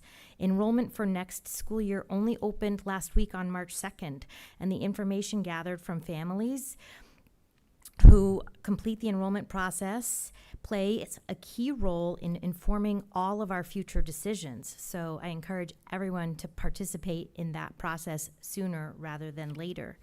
While we appreciate the engagement of our families, it is critical to understand that decisions are made based on evolving information throughout the spring, and site principals are members of the collaborative decision-making team. We, make decisions based on the data that we have in front of us at the latest date possible. However, we do have to bring a budget forward to the board for approval for next year. For the public hearing on June 3rd and a final approval on June 17th. So I hope that this clarifies for folks who are in the audience who weren't here earlier when I shared this information, and for anyone else who is listening or watching who maybe joined late or fast forwarded tomorrow morning. I really want to ensure everyone that ultimately this is a collaborative decision, and our class sizes are some of the smallest across the state for our comparable districts. We're not at anywhere in jeopardy of having huge class sizes. And we do what we can with what we have in terms of data and information to make informed decisions.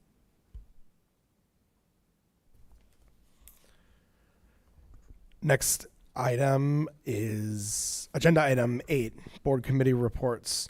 These are routine committee updates from the CUSD Board of Education Board representatives for Community Human Services, Mission Trails Regional Occupation Executive Board, and the Monterey County School Board Association Executive Council Legislative Representative Liaison. We will start with the Mission Trails Regional Occupation Executive Board representative, Jake Odello. We have not had a meeting since the last time we've met, so I have no update. Thank you. Next, we'll hear from board member Rita Patel, who is both the board representative for Community Human Services and the Monterey County School Board Association Executive Council Legislative Representative Liaison. Okay. So for Community Human Services, I'm not sure if you heard, but we hired Sean Stone as the CEO. He was our COO. And after pretty much, I would say, a nationwide search, he came up on top, and so we're really happy for him to begin. And then for our outgoing CEO, Robin McRae, we have a retirement celebration for her on March 28th, 2026, from 5:30 to 10 o'clock at the Marriott in Monterey for anyone who wants to attend. I guess just let Sharon know. Actually, everyone got their own invitation, and they have to respond. There's a fee associated with it, and that's up to everyone's individual choice to attend. And it, I believe, has a deadline of March 17th. Okay. Can I just add a comment, because I think the hiring of Sean Stone is significant, and he is also a alumni of Carmel Schools and alumni of Carmel High School. Yeah.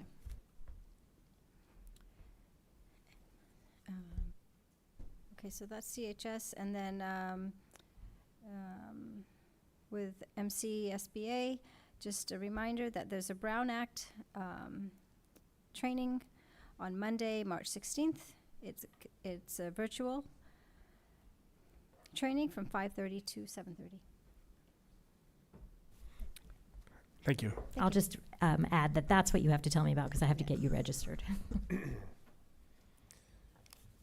Thank you. That's okay. Thank you. Agenda item 9, closed session. Before adjourning to closed session, the board will identify the closed session items and provide an opportunity for public comment on the items. A, public employee discipline dismissal release pursuant to Government Code 54957, subdivision B1. B, conference with labor negotiator pursuant to Government Code 54957.6, agency designated representative Craig Chavez, employee organizations, CSEA, ACT, and non-represented groups. The board will now allow the opportunity for public comment on closed session items. Hearing none, the board will now adjourn into closed session at 8:44 p.m.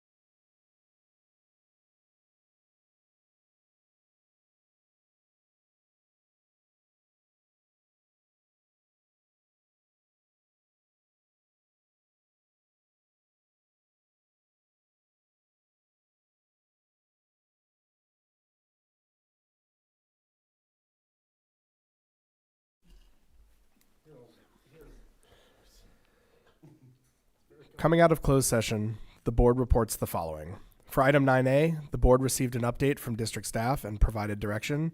For item 9B, the board received an update from district staff. I adjourn this meeting at 10:26 p.m.